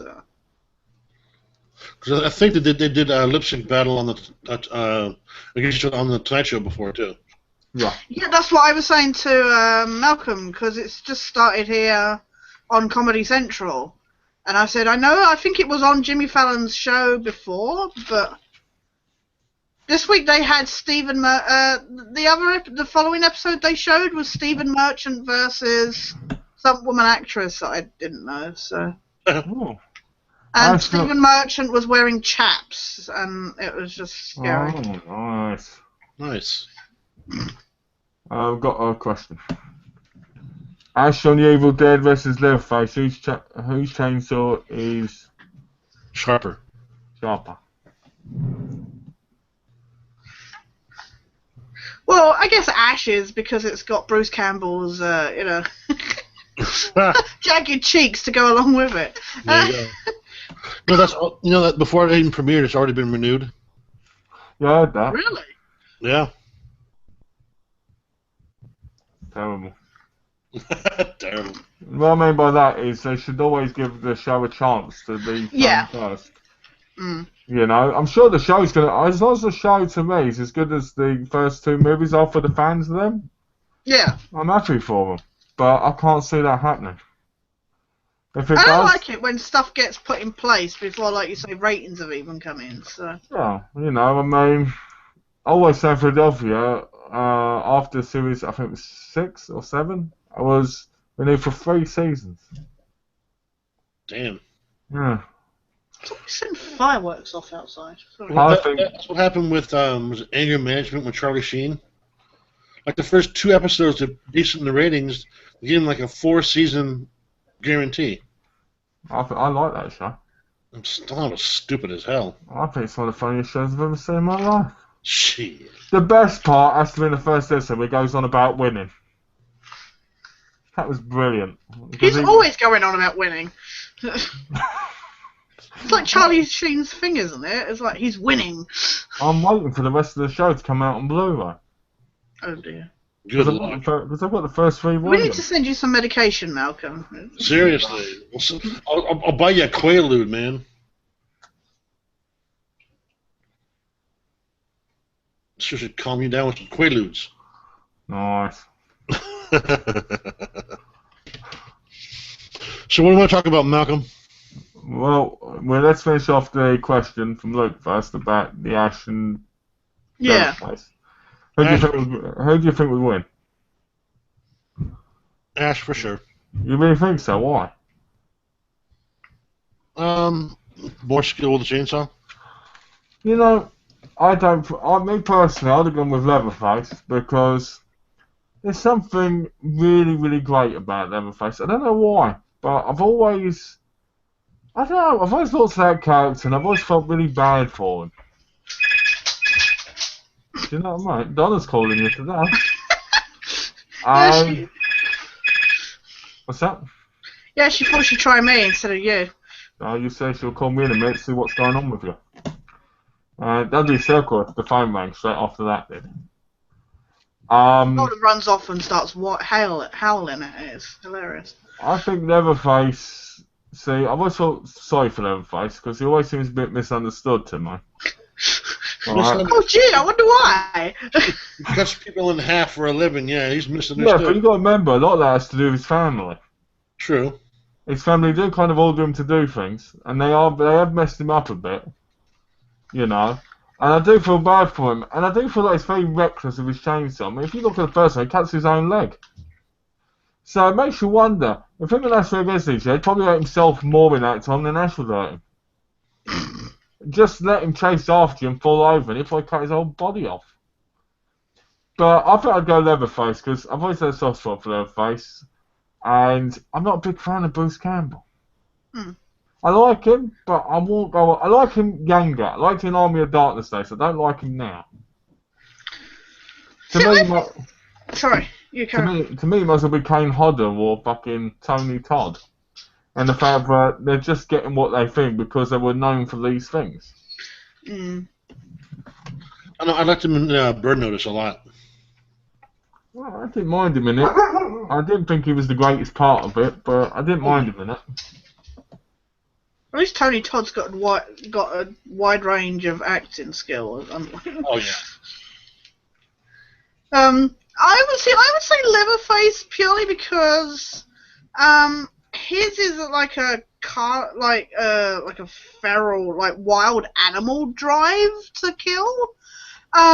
Whereas Ash doesn't really have the skill. Like the brain power to really like think. No, I mean, yeah, you look at the films, and he wusses out. The first one is all him wussing out. The second one is him, like, half of the planning isn't even his. It's, like, just instinctual, like, oh, I better do this. Now, I love Ash, don't get me wrong, but I'm just saying, I mean, even if you watch Army of Darkness, so much of him is, like, hitting a brick wall when it comes to coming up with plans. Whereas, I feel a lot of his would be more just, like, self-defense. I agree with John in that, I guess because the chainsaw is a part of him, he's a lot better with the wielding of it. But I just feel like Leatherface would be, he's got a lot more aggression on that would drive him to just outrightly, like, beat the living shit out of Ash kind of thing. Yeah, but I think that Leatherface is more used to victims that are more subdued. Yes. Subdued and terrified. Yeah, true. Compared to someone who has, basically attached to and pulling it with full force. Yeah. But that's not exactly true, because there's been victims that have come back and started fighting them. You know? Right. Oh, Dennis Hopper attacks them in number 2. Well, everybody should be afraid of Dennis Hopper. Probably one of the most creepiest, fantastic actors of all time. I know, right? Brilliant. Such a dark actor, but brilliant at doing it. I never saw him in that show, though, that he did that was in the Pentagon. Was it D-Wing or something? Shit, what was... No, there was a show... Shit, I can't remember what it was called. He was in some... It was, like, set at the Pentagon, and I think it was, like, post 9/11 or something. But, yeah, that's going to bug me what it was called. Let's see. Or D-Ring or something. Shit. It was a while ago. E-Ring. E-Ring. Yeah. Yeah, Colonel Eli McNulty. So I was close. D-Ring, E-Ring. That's close. It was only one season. Yeah. You were one letter off. I never watched it, but I knew of it because they used to advertise it a lot on FX. Okay.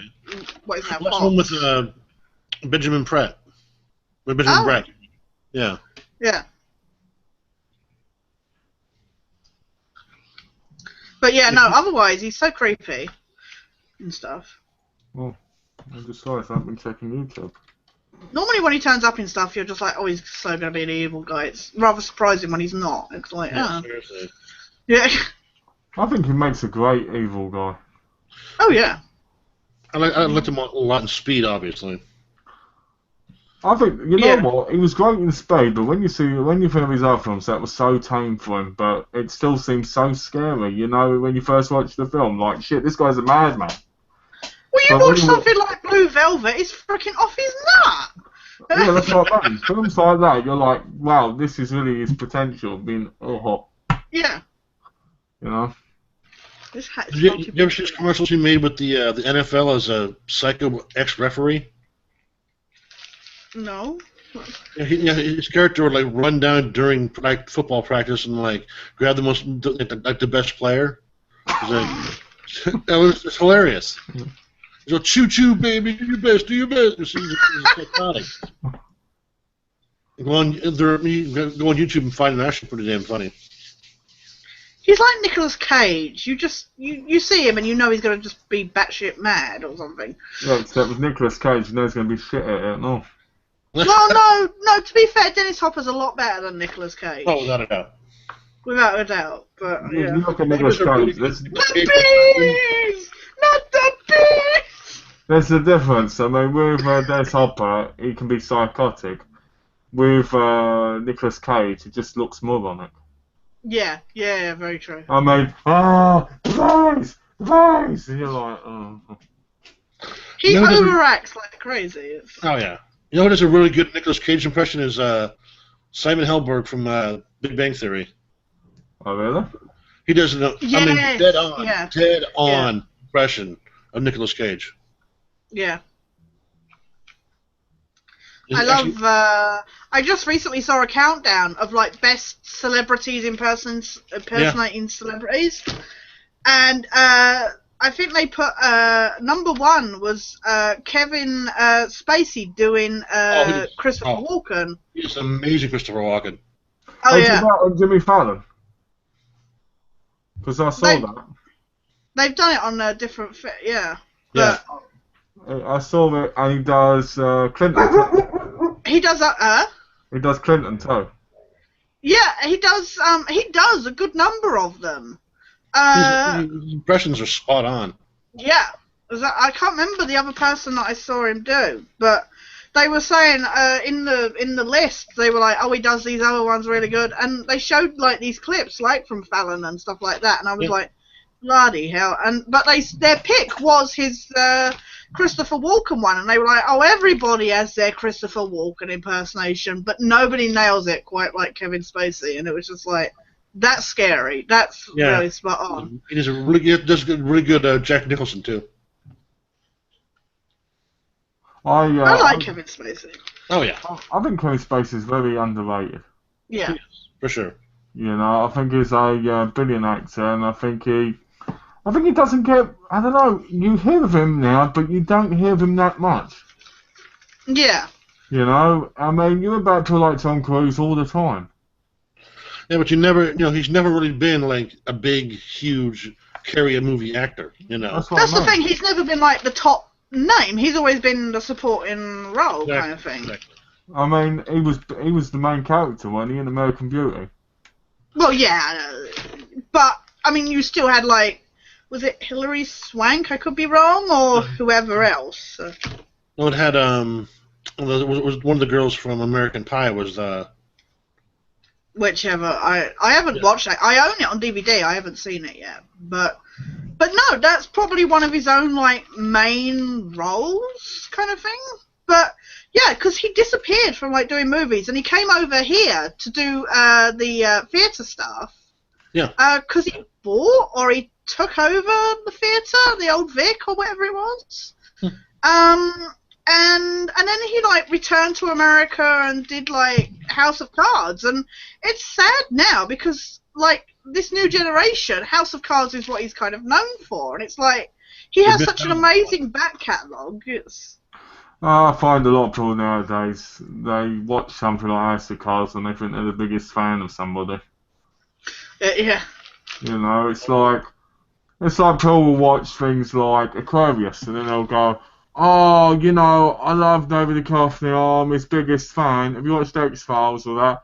Have you watched Californication? Nah, but, you know, I don't need to watch that because that's all old now. And it's just You know what? No, you say that. That's the funniest thing. Is I just saw some websites review. They did a reaction to seeing like the first one of the new trailers, and they were like, one of the guys was like, "Oh, I'm all up for Gillian Anderson," and they were like, "Oh, did you watch the X-Files in the past?" And he was like, "No, but I liked her in the fall." It's like, okay. How do you compare 12 episodes of The Fall to what she can do in the X-Files kind of thing? The sad part is a lot of people watch the revival and never ever watch the original. Yeah. That's the sad part of when people bring revivals back.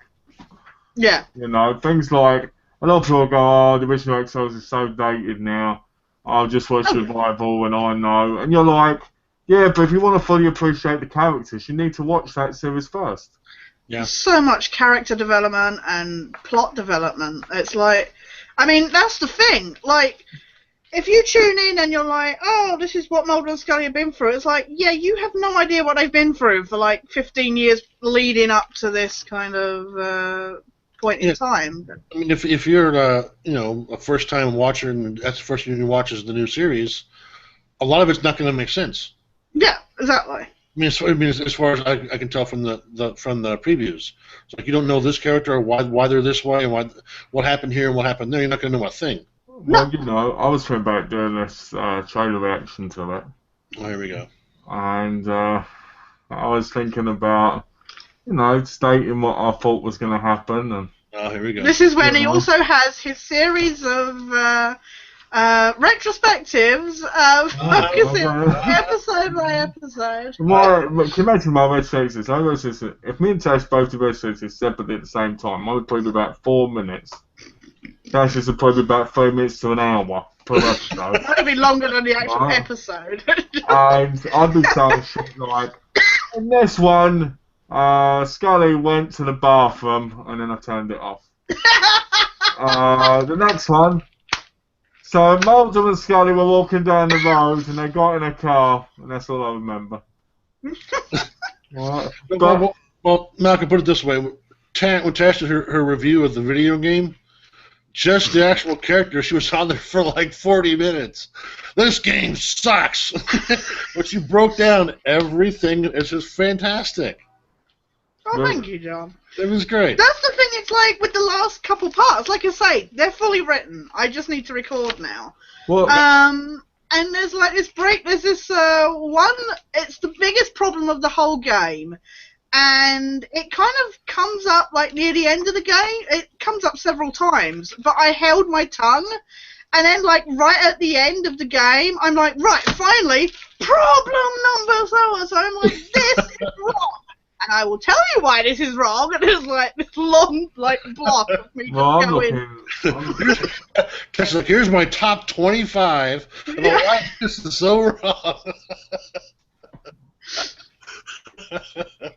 It's brilliant. Which horror movies that you heard are so disturbing but you will not watch? Mine are the August Underground movies. Oh, look. The August Underground movies are not that disturbing. No, I think the most disturbing movie I've seen and heard about was the Serbian movie, so I think that's as disturbing as... I think for me, the more disturbing they are, the more likely I am to watch them. That's the thing! I am such a twat. I was like, everybody was like, oh my god, this is like the seminal, like, controversial movie and everything. I was like, oh, let's check this out. And afterwards I was like, yeah, okay, there's a reason why I shouldn't have watched that. I remember hearing about the August Underground movies and I watched them, and they're quite realistic in ways. But, well, what you can imagine is realistic without actually doing it. And I remember enjoying it and thinking the ending of the first one was stupid. And then I watched the other two, and I was just like, these are so lame, you know? Yeah. Then I remember watching the Guinea Pig series.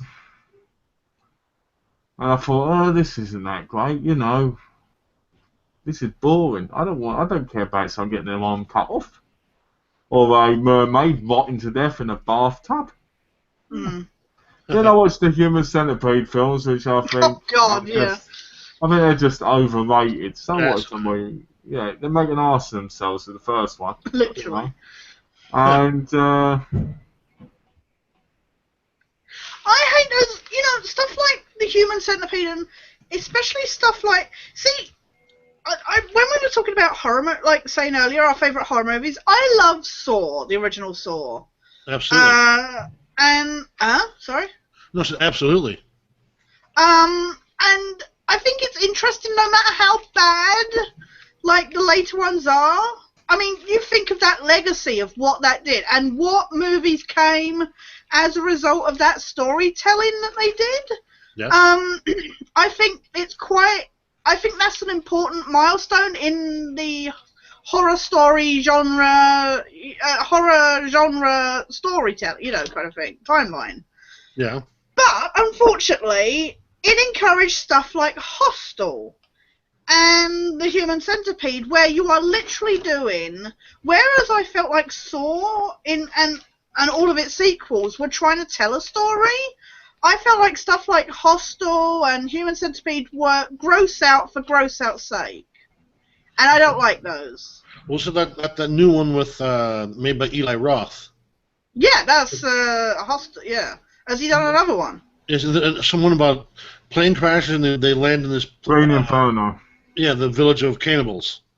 Oh, God. And he shows everything.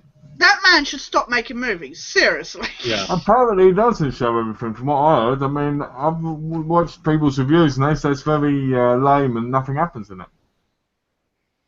All from what I've seen, the footage of the latest movie, there's nothing but just people eating feet and just weird. I wonder if it's cut in England then. because it's people from England that I've heard about it from. Yeah. Yeah.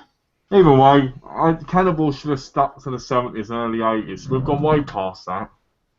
Well, when you think, I mean, arguably, you know, something like Cannibal Holocaust could be argued that it's gore for gore's sake, but I just don't like those movies that don't tell, like, don't try to tell stories. I mean, you can try and tell a story, but still be gross out kind of thing, and I don't feel like Human Centipede or Hostel do that. Especially Hostel was so cliched with the students on, like, and how offensive was that to Europeans? Seriously, that was another great American, like all deaf to Europeans. That was the big middle finger to the Europeans. Yeah, it was like, Europe is shit. If you go there, Americans, you'll get killed. You know. I have to disagree with Cannibal Holocaust. Yeah. I'll tell you why. Because you got to remember, back in the 70s, people were travelling more. You know. Oh yeah. People would go to. I wasn't saying that was the case, but I'm just saying some people could argue that. Oh yeah. I mean, in my view, that film isn't that gory. There's some disturbing parts in it which involve gore, like the woman on the stick. Yeah. When you think of it for that time as well. And stuff like that. I found Cannibal Holocaust. First time I watched it, I thought it was actually quite good. The second time I watched it, I thought it was the most boring film I'd ever seen. Because the stuff I already knew was going to happen. Yeah. You know, I agree with you. You know, on most of it. I just think that when you think of the time and you think about when it came out, yeah, it was different times. I mean, the 70s and 80s were the most exciting times when it came to movies like that because there was thousands of them. Oh yeah. Oh, the horror movies back then, like one of Malcolm's favorites, Sleepaway Camp. Yeah. Those movies were freaking fantastic. I mean, they were cheaply made, you know, but they were absolutely brilliant. Well, you think about it. Who could make a kid now who's got have a penis showing and be a girl? You can't put that in a film now. No, oh god no. Oh no, that would get an immediate X rating. Yeah, you can't do that. Or NC-17. But that's why that's my thing though.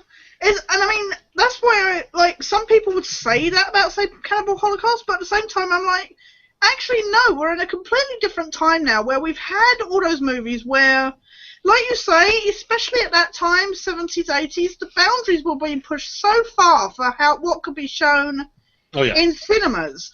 Yeah. Now we're at a time where you can have like something like, you know, like how much gore, like brutality was in something like The Dark Knight. And you can have that as a 12A rating, PG-13 kind of thing or something. And you're like, that would have been 18, you know, that would have been an NC-17 or something back in the day, you know, X-rated or something. But the thing is, and now, I'm sorry to cut you off, nowadays you also do a lot of, you know, like you guys like the, you know, director's cuts or producer's cuts. Yeah. They can put out the crap version, make the money off of that, and then when it comes to the DVD release, regular version, director's cut. Oh yeah. And that's when they throw in all the gore. Yeah. I can hear that coming. Yeah, I've got like I can hear myself back. Is that my mic? I think it must be because I've got earphones on mine. That's weird. That's odd. Yeah. But I feel like now, like we're like when it comes to horror movies, I mean, you look now, we've got the Paranormal Activities, we've got the, you know, the Exorcism movies, and we've got the the torture porn movies. All that crap, yeah. And it's the same old stuff over and over again. And I think especially when it comes to gore movies, I mean, especially like even in something like, I mean, we get it like now in gaming a lot, but you know, this whole jump scares thing and everything, and it's like so predictable. You're just like, yeah, I mean, maybe I'm just becoming desensitized, but you just end up sitting there going, ugh. And I just don't like that gory tales can't be told with a good story, if you know what I mean now, because I feel like you watch Sleepaway Camp and it's still a fun story, and you know, it could but still be gory. The problem with the films we have nowadays is they're all trying to be PG-13. Yeah. Which means that they're not going to have a great story, they're going to be very lackluster, and they're going to be like episodes of fucking Are You Afraid of the Dark over and over again. Yeah. The problem is they're not scary and they're not that great because we live in an era where we've lost what horror is. Yeah. I've said it once, I'll say it again. If you want to watch Yeah. horror, you've got to go back to the 70s and 80s. Yeah. Right? And early 90s. Right? Yeah. You can, I mean, if you want to go to the 60s and that, you can, because there were some classics there, but a lot of people can't handle them, you know, so I just say 70s and 80s. And a lot of the funny thing is with the 70s and 80s is some of the horror movies are so bad, yet because they're a million times better than they are now, they're epic. Yeah. You know, I'll say to you what I always say, which is this. If we watch a bad horror movie now, we go, shit, the acting's awful, this is absolutely shit, I hate this. Yeah, we'll watch a movie from a series where it's got no known actors in it, they're all awful, but it's still got that touch of perfection because they've done it the right way. Yeah, it wasn't it wasn't an overworked genre back then. No. Yeah. And they weren't trying to grab everyone's attention. They're just looking to make a decent movie. A good example is Fatal Games. Fatal Games, it has hardly anybody in it's been in any other movie, right? If they have been, it's one or two, right? It's got a fantastic soundtrack. It's got an interesting killer, which is really stupid when you think a killer throwing javelin and killing people inside a building. But it works. It works because it's original, it's amazing, it's incredible. Back then, it was the music, it was the sight, it was the setting, it was the way it was. Now, HD has ruined what horror is. I was talking to my cousin the other day, right? And we were talking about horror movies now being on DCP. DCP being basically, you know, like in the drive. And being, you know, like massive HD and stuff. And he was talking about things like Psycho, he was talking about things like that. And he was talking about zombie flesh eaters, he was talking about Christine. And he said he doesn't see why people would want to watch the original film reels. He said he thinks people should watch it all in HD. Right? And I said to him, what you don't realise is HD ruins horror movies because people care about that crappy print, because that crappy print makes it more believable. Yeah. Like, if I'm watching a found footage movie and the screen is crappy, I'm actually thinking I'm watching through the camera. Yeah. Right? If it's HD, it doesn't look like I'm watching through a camera. It looks like I'm watching through basically, you know, like a HD camera that's been recorded in the studio. Right? Right. You want to see something that's got like those pops in the, you know, in the reel and stuff like that. Oh, yeah. What people don't realise is that it's those bits that make films more great. Texas Chainsaw Massacre has them. And that makes that film great because it feels like you're watching something that you shouldn't be watching. You're watching people getting murdered. You're watching something that's creepy, it's scary. Because it's not perfect, but it's a beautiful, amazing achievement, you know? Yeah. Another good example before I stop talking. Psycho, right?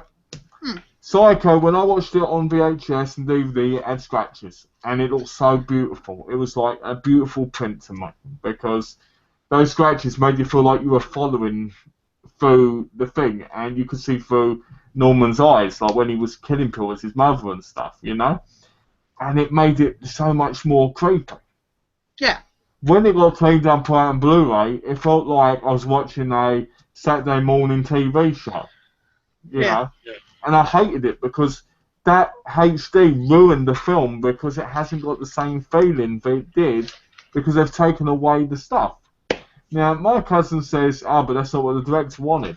It doesn't matter what the director wanted because the director's not alive. It matters what we want. You know what I mean? If he's dead in the ground, he don't care, does he? You know? That's true. So, it all annoys me. Well, I mean, but saying about like Psycho, I mean that's the thing. I mean, yeah, I mean it's great with what we've got now, like CGI and like super graphics and everything, like effects and everything like that.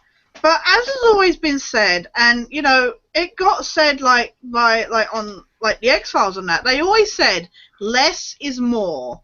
And what the scariest thing is with a lot of something like Psycho or I say like Misery and stuff. You don't actually have to show something happening. I mean, they do on a minimalistic state, but it's what's inferred and what your brain takes away from that actually makes it a lot scarier than seeing, like, you know, like somebody's throat being slit and then, you know, or something like that. Example. Misery's a great example because Misery, she helps him, she gets him in the bed. Terrifying. That's one of my favourite horror movies. Oh, this is one of the greatest fans of all time. This is an amazing woman. Then she hurts him more and more and more, and it gets more and more disturbing. And what I like about that film is it goes from you going, okay, it's a bit creepy, but she's not calling anybody. Yeah. Right? Maybe she's just a fan, maybe she just wants to sleep with him. Right? Yeah. Or whatnot, who knows? Right? Yeah. And then as things get darker and darker, the setting gets darker, and you see her response to things more, and you see how she's upset. Just those little snaps and stuff, or little ticks. What Paul realise is it isn't about the action, like you said. It's not about the actions. It's about what you see. So, let's say I'm in a horror movie. I'm James Caan. Let's say John's Kathy Bates. He looks a bit like her, right?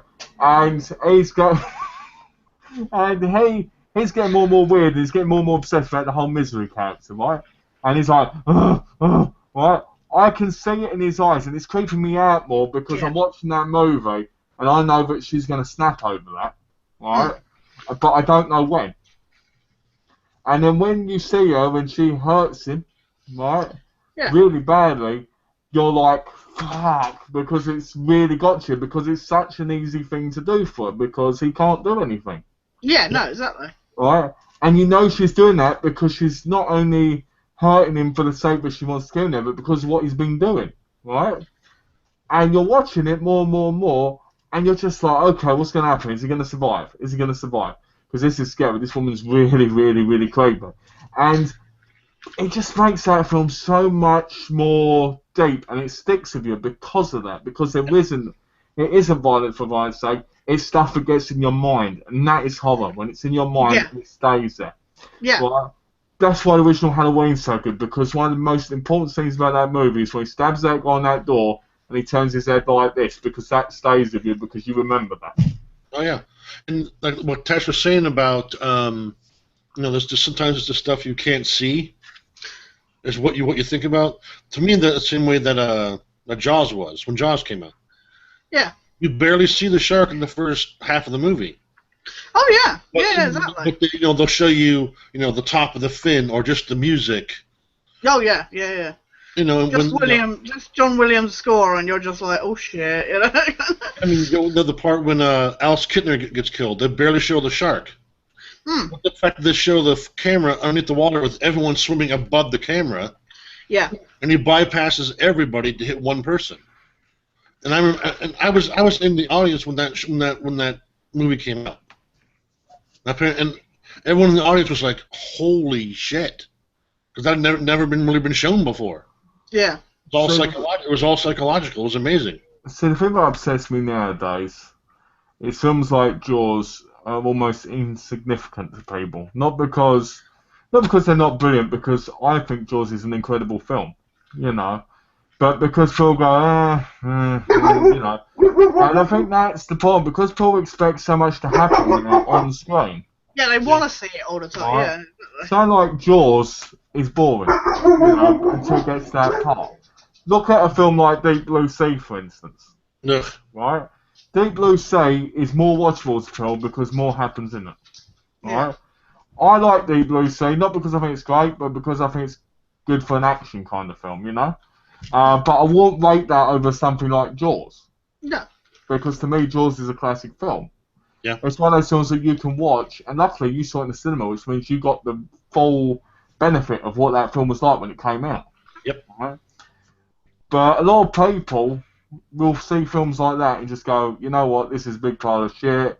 It's not that great because this happens. Oh, yeah. It's crap, And that's sad, because people now watch things like Sharknado. Oh, God. Right? Yeah. And go, oh, that's a brilliant film, and you're like, it isn't. Yeah. What Tash was saying, sorry, Tash. Tash was saying about Scream earlier. I watched Scream just a couple of days ago, and to me it holds up really, really well. But I wonder, like what Malcolm was saying is that I wonder if they were to put Scream out now, would it be as good? Oh, it wouldn't. Only Yeah, because no, there's exactly. two guys in a room together, and that's most of the movie. Well, I think that's why it's like that not be good now. No, yeah. No, I think you meant Saw. Sorry. Yeah. Yeah, you said Scream. Sorry. Right. Yeah, Saw. No, that's literally. I was just about to say. I think that's why, like, Saw is so much better than its sequels because, like you say, there's that claustrophobic. Like, yeah, you see a couple of instances of the traps, like outside, separate. Yeah. But, you've got these two guys, you've got these, like, situations that are put to them where, they've got to figure stuff out and that. There's that claustrophobia, there's that tension, there's that, what's going to happen to them? Who's doing this? All that suspense. And, whereas the sequels, it was traps after traps after traps after gore after gore after gore. And it's like, that's why I don't feel like they're as effective as the first one, which was played on your fear of that, being kidnapped and stuffed in this very claustrophobic situation. I mean, even the short that it's based on is actually very, very good, and it's similar, very similar to the actual movie. And I don't know, it's just to me nowadays something like Saw, the original, wouldn't do very well. No. Like Malcolm said, there's not enough going on. No. It's this whole attention. Well, I mean, we've said it before. Attention now is just like you got to keep going. You got to have that Michael Bay explosion, kind of thing. I think the problem is the world's dumbed down more now. I look at people and people can't even keep up with the conversation that much. Right? I talk to people when I'm out. And I'm just like, come on, right? Like I talked to one guy in the store the other day, and I was talking about stuff. We were talking about games and stuff, and I said to him, "Have you played Uno?" Right? Yeah. It's got no do with. We're not going to say Squiff. I'm just saying as an example. Yeah. He said, "No, I haven't bothered." I said, "Why not?" I heard about all the glitches. I said, "But that was like a year ago now." Yeah, it's been patched a lot. Yeah. And he went, "Yeah, but if it's got glitches, it's not a good game." I'm like, "Have you played the other games?" No. So why haven't you played the other games then? I've been playing Black Flag. Oh God. And the thing is, I want mine, but the other ones are only on the PS3. And I'm sitting there and I'm going, well, standing there. I always say sitting. I don't know why. I sit on the floor randomly while I'm talking to people. Yeah, just randomly in the middle of the shop. Well, I'm standing there. I just realize people. You talk to them about stuff, and they just give you this look like you're on a different world. Yeah. Like you're in a different planet, because people nowadays get stupid. They watch stupid movies because they're stupid. They watch stupid stuff because they ain't got a brain, and they irritate the fuck out of me. I may be from the east end of London, and I may have problems sometimes talking in certain aspects. At least I can get a fucking conversation. You know what I mean? Yeah. It annoys me.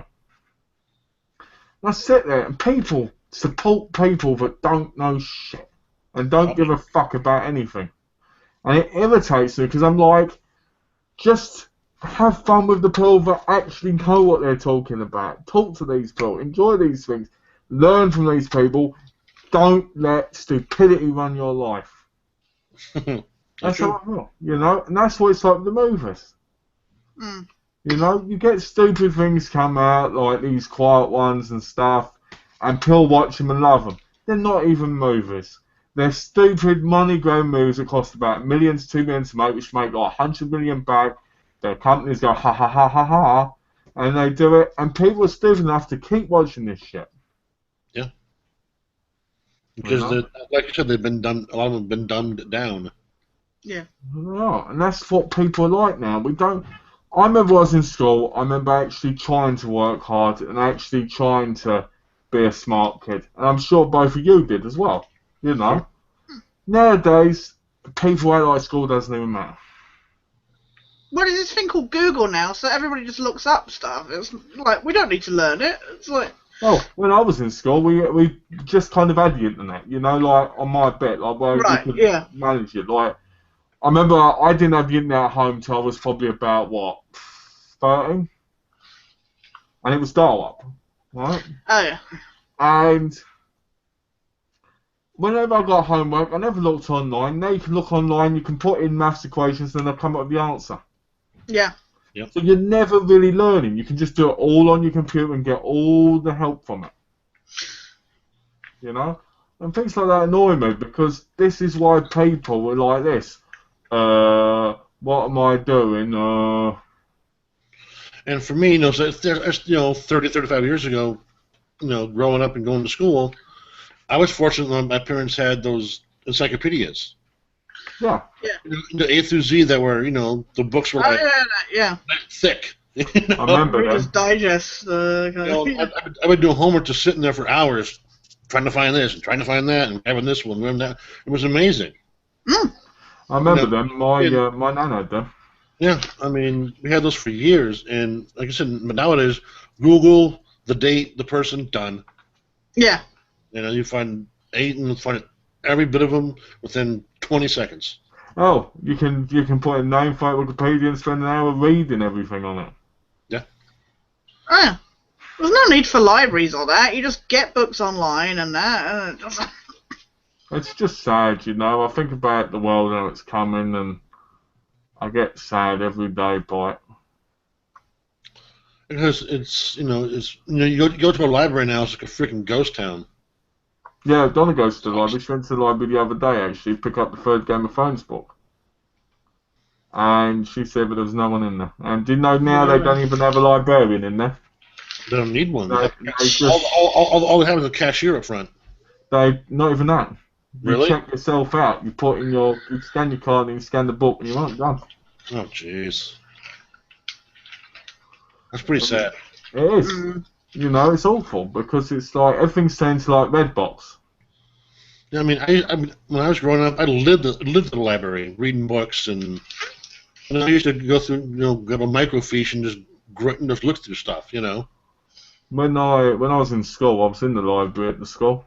I'd spend most of my time in there, sitting there, reading these tales of fairies that were flying around and falling in love with these handsome knights. And I'd sit there and I'd read that and I'd lose myself, Oh, yeah. Yeah. And I used to imagine, I remember there was times where I'd think I was the knight and I was going to get off of this elf woman. But the fairy came along who was like this big and she fell in love with me. And, but things like that were wonderful, because because you could get lost and engrossed. Yeah. With Kindles, I don't get that feeling. No.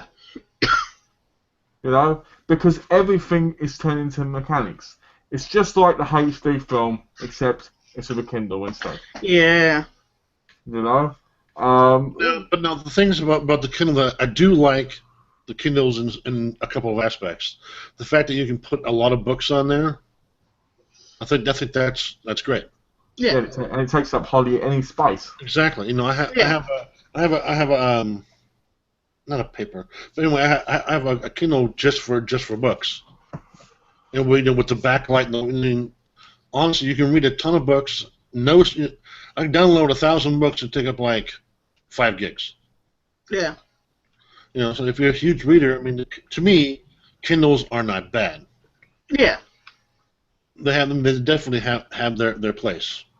Oh, I don't think they're bad at all. I just think there's things that take you away from what you're thinking. It's like... Absolutely. It's like, if you said to me, would you buy comics on a Kindle or something, like coloured? I'd say no, because it's all about feeling the comic. Yeah, it's There's actually... that smell, there's that opening it up, there's that seeing, and, Yeah. It's hard because, to me, whenever you want something, and you should have it in the most pure sense, And, I mean, Donna's got a Kindle, and she reads on the Kindle all the time. And I'm happy for her because that way it saves space. She can read the book. She doesn't have to worry about it. She can rent it on there. And all sorts of stuff, I'm happy for her. But when it comes to certain things, I like that smell. I like that touch, Yeah. And you know, I guess it's a way moving with the times more. Yeah, that's true. And what you guys were saying earlier about, the movies, how they look old, how they were much better and all that. I think that, I mean, I've seen this kind of stuff before, like when it comes to the vinyl for music. Yeah. Oh yeah. You get that, you first put the needle in there, you get that little, then you get, the hiss and the pop throughout every single song. That to me is more pure sound. Yeah, but you got to remember, when you heard that boom noise, it was like, wow, I've got this, it's about to work, I can't wait to hear that first. Oh yeah. Oh yeah. It's like, you'd hear that and you'd be like, okay, any second it's coming. And you started it. I still think the vinyls have the purest sound. Yeah. A lot of people will say, no, they don't, because CDs are better. What people need to realise is if something's on a CD and something has the thingy, it's not natural. They've been tweaked. Yeah. Right? Things get tweaked for CD, things get tweaked for digital. When you have like records and you have vinyls, it was in its most purest form. Yeah. So when you listen to a song, the song would sound so clear, but at the same time, you could hear those spec stuff depending on how the vinyl was. Exactly. And it was just an incredible feeling, you know. And you could sit there for hours just listening to that and just feel like you were in a concert or you were in a place and you were listening. As now when you listen to a CD, it's so tweaked and so thin. Yeah, the songs are great still, but they just don't have that same sense of power that had. Absolutely. You know? So. Exactly. Like I read yesterday that Metallica's putting out a 16 vinyl set. Oh, nice. Wow. When I can afford that, I'm getting that.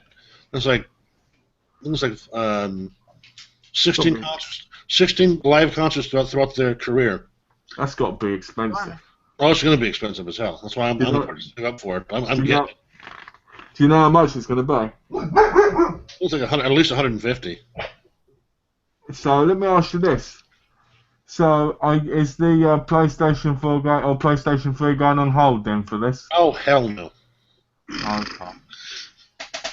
I'm still going to get that and, eventually have you guys whip my ass every time I play. I think things like you should get, because to me, that's incredible. I've seen a lot of people lately getting vinyls. A lot. They seem to be releasing them a lot more again. Yep. You know? And they're doing the same with VHSs as well. That's incredible. You know, and I remember just sitting there going, and I was sitting there because I was at the computer this time. I wasn't in the shop. I was just sitting there going, where's this person getting a vinyl? Out your ass, honestly. I'm always sitting on my ass whenever you could say, I was sitting in the swimming pool. Yeah. You know, I was like, well, I was just going to be buying a vinyl because you need to be able to play them properly. And it's amazing because you can get all these things like that now. Yeah. Still, I go in Half-Life Sports and they have thousands of them. Oh yeah, I love it. No, there's an app I can buy that well, you can actually add the vinyl sound to your songs. It'll add the hiss and the pop and the whole thing. Oh really? Yeah, Wow. that's kind of cool looking.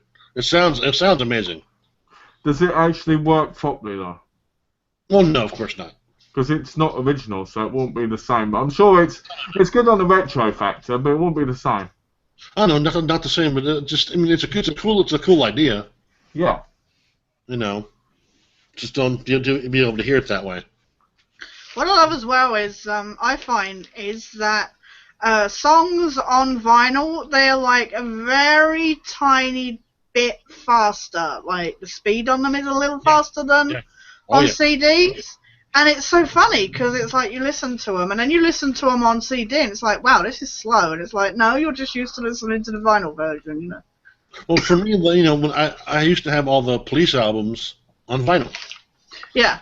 And like you said, I heard them a certain way for all those years. Yeah. And then I get them on digital. I'm like, wait a minute, why is the song going so damn slow? Yeah.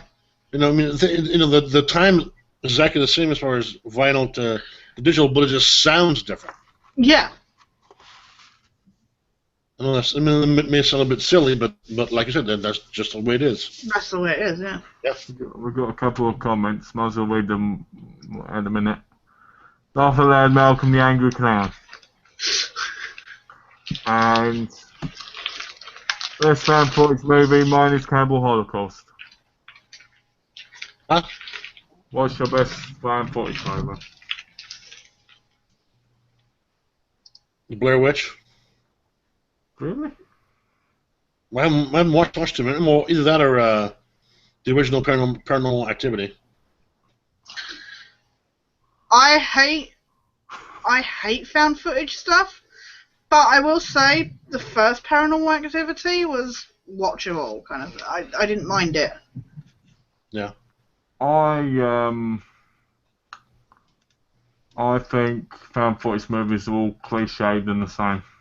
Yeah. But I do like The Den. I've not seen that. You should. It's a found footage movie. It's pretty good. Cool. Oh, and Lucas, question for me. Do you like the punk band The Misfits? Yes, I do, but I do not own any of their vinyls. Well, not yet, but I will. Nice. Eventually. It all takes time to get the stuff. Oh, yeah. Well, it must be great now that you're working again, because you can save up and get this stuff a lot easier now. Yeah. Yeah. Hell, I wish I was able to work, because I'd be able to save up and I'd be able to buy myself a brand new window. Hell, Trey got a $2 raise on Thursday. Ooh. What, Yeah. for good, Wow. Why, was it a yearly raise, or was it just because she's been doing so damn good there? Just because she just kicked some serious ass, and the place can't function without her. Nice. Well, now what she needs to do is she needs to now just start slacking off, so they give her a $10 increase. Oh, that's not even in her DNA, man. Trust me. And that's when you get fired for listening to a clown. Yeah, this clown for the much, I just start slacking off now. Okay. Well, it's funny because it's the same with Donna, Donna can't stop, and it's in her DNA from being, from being a nurse. She just keeps having to go and do things. Yep. Yeah. I think that it's great. I mean, I think it's amazing, but when you're not well and you keep doing it, it's like, okay, it's not healthy now. Yeah. That's true. So, I'm sorry, John, but I gotta ask Malcolm this because it's Halloween related. Sure. So, Video Game Nation today, they had a top 10 Halloween top horror games. I'll be back in a sec. Okay. They had a top 10 horror games, and then number one was Resident Evil. You had your standards in there like Fatal Frame and Silent Hill 2 and stuff like that. So I guess my question would be, what would your best Halloween game to play be? I couldn't believe they put Until Dawn in. They had Until Dawn in there and PT. Can you believe that? How can you put PT in there? I know it's not even a game. But they're it scared people enough that, it was creepy enough that It doesn't count, surely. I wouldn't have thought. But, I mean, I loved PT, but I wouldn't put it in a list of horror games because it's not actually a game. Until Dawn, I won't put in there either, just because, you know what? Until Dawn, I'd rather they put something there like Evil Within than Until Dawn. Yeah. I was surprised Alan Wake, because I loved Alan Wake. I was surprised that wasn't in there. I love Alan Wake. I think that's brilliant. I think that's a brilliant game.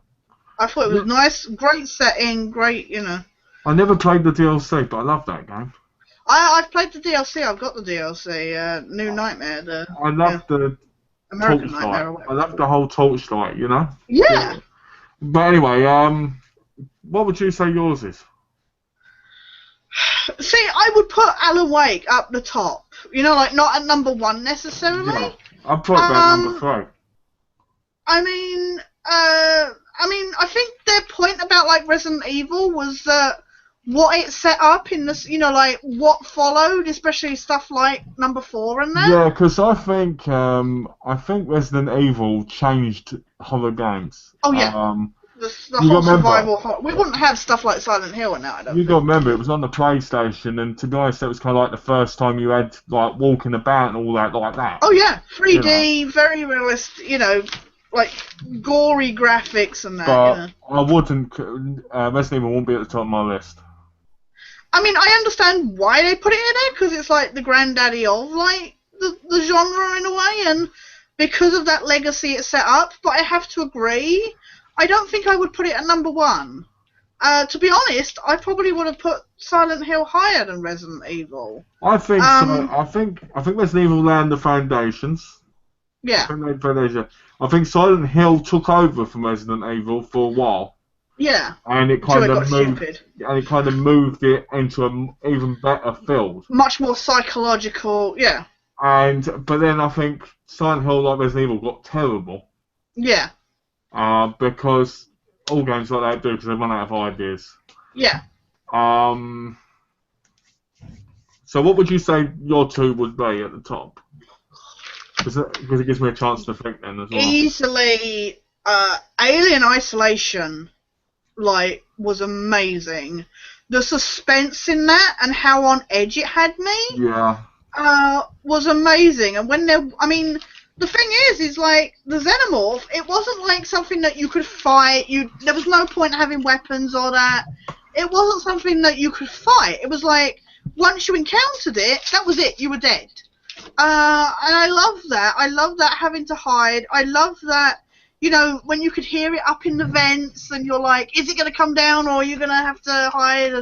And the Working Joes were freaking creepy as all hell as well. So, I would easily put that high up. If not number 1, then it's got to be up there. Because we played Alien Isolation technically at the same time, didn't we? Yeah, we did, yeah. I have to agree with you. What I tell people about, people always give me this weird look like, really? You think that was a really scary game? And I'm like, it's not the fact that it was scary, it's the fact that it had you immersed in it. Yeah. I was so on edge. The freaking thing doesn't even turn up for the first couple of hours. I personally thought that the later half of the game kind of went down a little bit. Yeah. Until you had the jumpers, the face huggers. Oh. And then I felt like it brought you back, because the problem was with the game was I'd call it probably my number 2 spot of now. Yeah. You're saying. Yeah. So one of my biggest problems with that game is once he starts coming down, you kind of know the pattern. Yeah. And you know it's going to be there. But the first time you play, it's so immersive and so like, shit, it's going to get me, it's going to get me, it's going to get me, it's going to get me. Yeah. But you're That's like... the thing, because we ended up playing it through a couple times. But I think the fact that we actually played it through a couple times and it wasn't like the most awful thing, experience to play it several times says a lot as well. You forget, I played it 7 times. Yeah, exactly. Straight after each other, too. Yeah, exactly. Love that game. But, okay, let me see. My number 1 spot. What would yours be while I think of this one? I can't think of a number 1 because that's the problem. There are amazing games. There are those ones that just absolutely keep you on edge. It's fucking Halloween. Why are you setting off fireworks? Sorry.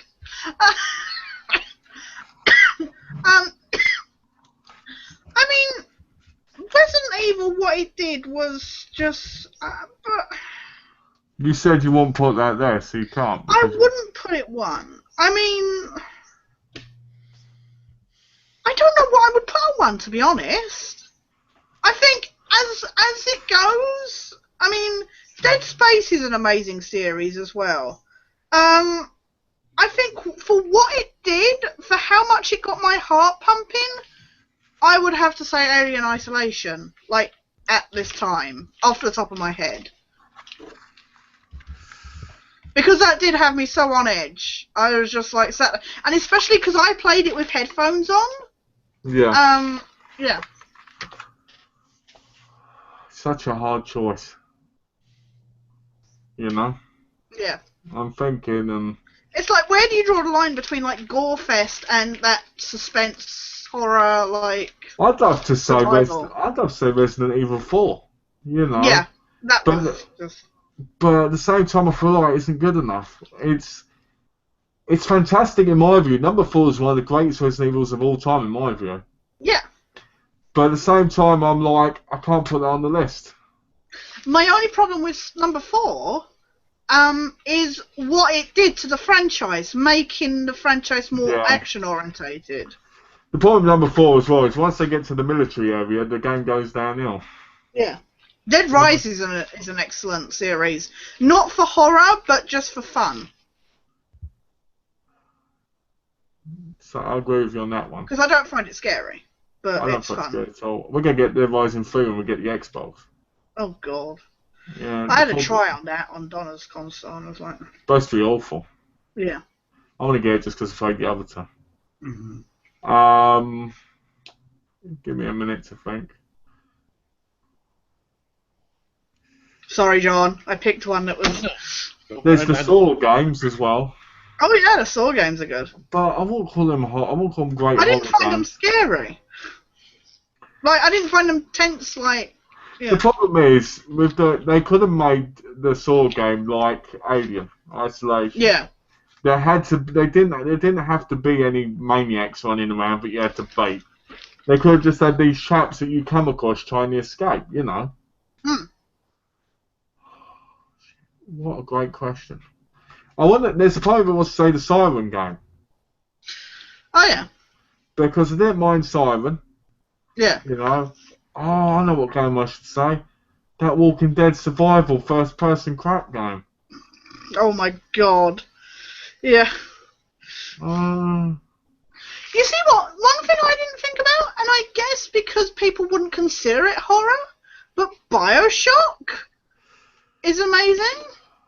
The Condemned is an incredible game series. Oh, the Condemned games are really fucking... Do you remember that one at the end where you had to pull the things out of that guy's back?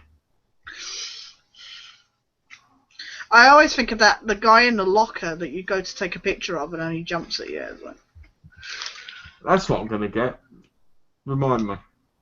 I'm going to pick up Life is Strange. Yeah. What the While you're thinking about that, there's a question for John. Oh, what was your favorite Misfits lineup?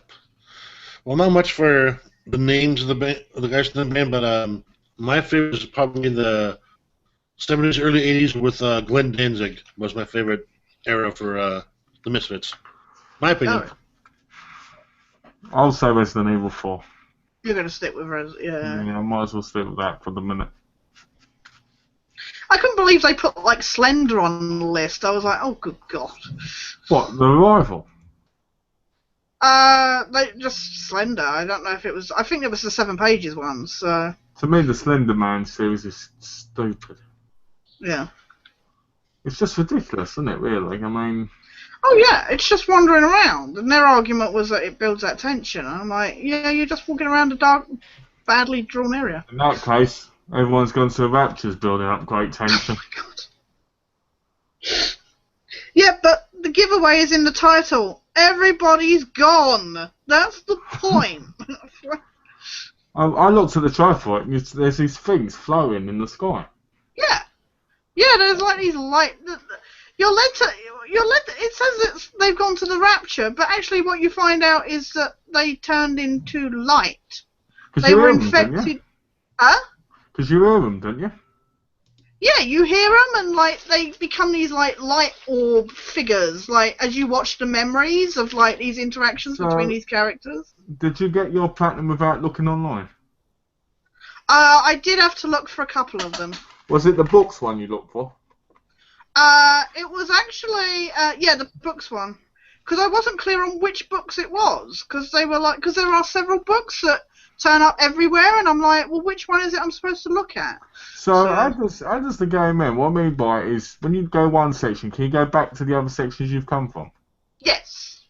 So you can just walk around continuously? You are literally just walking around in this village. Actually, no. You get to a point where you can't turn back. You have, like, the final part of the story.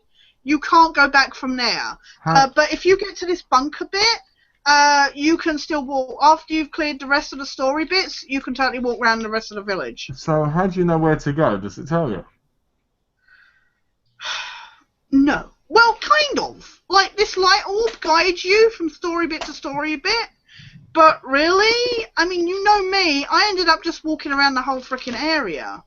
And like I say, there's no run button at all. I'll get it when it ends up on the PlayStation Plus thing. Yeah, when it's free, yeah, check it out. But you will not like it. I'll get the You will platinum. get bored shitless. I'll get the platinum because you did. Yeah, just because I did. You don't. He doesn't like it, John, when he sees that I have trophies that he doesn't have. He's like, I've got to go get that game now. Says the person when I was getting the isolation one. Oh, I need to catch up. Well, no, yeah, because I was already playing it though. So I was like, I got beaten now. Oh, when they release number 2. I know, right? Number 2. I bet it won't be as good. I bet it won't be as good. You know. Which game are you talking about? Alien Isolation. It's based around Ellen Ripley's daughter, who is trying to find her mum, and she ends up on the Nostromo and stuff, and it's great. And it's got the Xenomorph in it, and it's really, really tense. I think the second one should be about Ripley herself. Yeah, but there was that stupid DLC they had that I've played, and yeah, I didn't like it that much. Yeah, it had the original casting, and it was amazing to see them, but I didn't like it. And then it ridiculously short as well. Yeah, and it's a bit difficult. I found it really, really difficult. I actually never finished it because the Xenomorph kept popping up like where I was trying to get to. So I was like, and there was no way around it, kind of thing. So, and Ash was being a dick upstairs, locking me downstairs. So, well, being a dick. Ash is his normal dickishness. Yeah. I think my favourite character in that has to be Samuels. I cried when he died. that surprised me because I thought he and Ripley would get it on, but it's a robot. I know, but they seem to have that like. Oh, so you played too much Fallout and you thought he could get some, did you? Yeah, I thought he was really one of those sex androids. That's what it was. Now we know what happens when the androids take over the world. You'll be like, can I have one called Samuels, please? Actually, I found Samuels and his stupid accent annoying. So. I have this real problem with people with really posh British accents. It's just like. Oh, really? Why do you have problems with that? I don't know. It just annoys me. Okay, it's like, you know what? I was playing this. Everybody Goes to the Rapture, and it's got a load of these like middle class like British people in it, and I'm just like bloody village residents. What is it? What is it with British people? You notice that British people are taking over the video game and the TV industry. Have you noticed that? Yeah. They were joking about that on Talking Dead. They were like, they were joking about the amount of English people like that play characters in The Walking Dead now. Even putting on accents. And they're like, "You bloody British people! You keep coming over here, stealing our jobs." You need to start playing Game of Thrones. Yeah, it's on my list after. I watched that fifth. I played that fifth episode, and I was like this. I was like, I'll show you. I was like. I was like, I felt so bad because I was like, shit. It was like, like a decision bit. Yeah. Oh, God. And I was like, what do I pick? Because I was like, no, you know what I mean? It was so awful. Yeah. Well, Malcolm, you know that the comments are turned off on YouTube? Yeah, that's what I saw. I've been trying to check, and it says turned off. I've noticed when I've seen Paul's live feed, so it's been that way. It unlocks after the video. Yeah, it does that on our one sometimes. So. Yeah, I don't get the choice to do that or not. Odd. It don't matter. People can. I mean, it's not like people can't see the button on the screen. I mean, I never understand that. When you go on YouTube and there's that big thing going, join the thing, but nobody ever clicks it. Yeah, they're like, oh, I don't know how to. Why can't my comments be read? It's like, well, if you came on the actual like. Yeah, as soon as the video starts, it says click here to join the conversation. Boom, done. Yeah. That's what you got to do. So we got about 30 minutes left. Anyone who has any questions or comments or anything, better hurry up. I've got a question for you, John. What's that? When you get your console, what would be two of the first games you'd play? Grand Theft Auto, and any tennis game I can get your ass at. It's funny because I was talking to Donna the other day because I've got a tennis game. Actually, it wasn't Donna, it was Tash, wasn't it? About a tennis game. I was saying about how I've got all the trophies except for the career ones. And I said, really, I should play it again just to get those career trophies. Just to get, yeah. You know? And Tash was like, well, you probably should. And I was like, yeah, but I'm going to have to go through like hours and hours of season mode and then I'll probably lose. Yep, you will. Oh, charming. That's nice, isn't it? After the first few times I destroy your ass, you're gonna be all pissed off. You'll never beat me at tennis. Shit. Tash only beat me because it was in GTA. That's what it was. I'm serious. Oh, if it was a proper tennis game. Tennis games, I never lose, and then I slaughter them. Of course he doesn't. If it was in a proper tennis game, I would have won. Okay. Good stuff. Well, as long as you believe that's what matters, Malcolm. I had a friend who played tennis online all the time. He said he'd never got beaten, and I beat him 10 times in a row. Because I'm the greatest tennis player that ever lived. In the virtual sense. That's impressive. Yeah.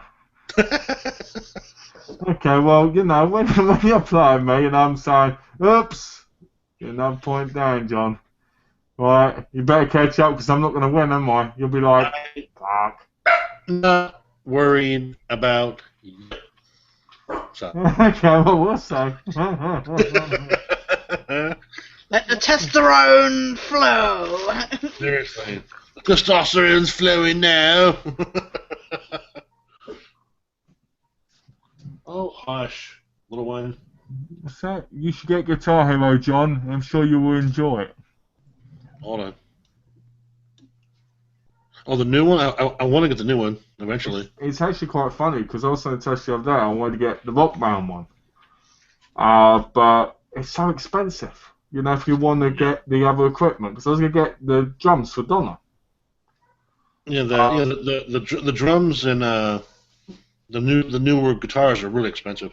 Yeah, they want like $240 for it. It's ridiculous. So I said I might get Guitar Hero, and I was watching a trailer of it on TV with James Franco. Oh, I've seen that. Yeah. It's him and Lenny Kravitz, yeah. Yeah, and I was like, you know what? It makes me want to buy the game. I'll do absolutely shit at it. Yeah. But it makes me want to do it, and I'm really good at that stuff, Just have to be, be good with the fingers. The question is, can you do Rock Band with just a guitar? Of course. No. No trophy-wise. I mean, you can. I'm not trophy-wise, though. You can, because you have to be on professional mode, but yeah. What, to get all the trophies? Mm-hmm. How do you know that? Because I've played the game a lot. When have you played it? Years ago. Okay. So, I was actually getting damn good at it too. Oh, hush! I was getting damn good at it too. Did you rock your head and everything as well?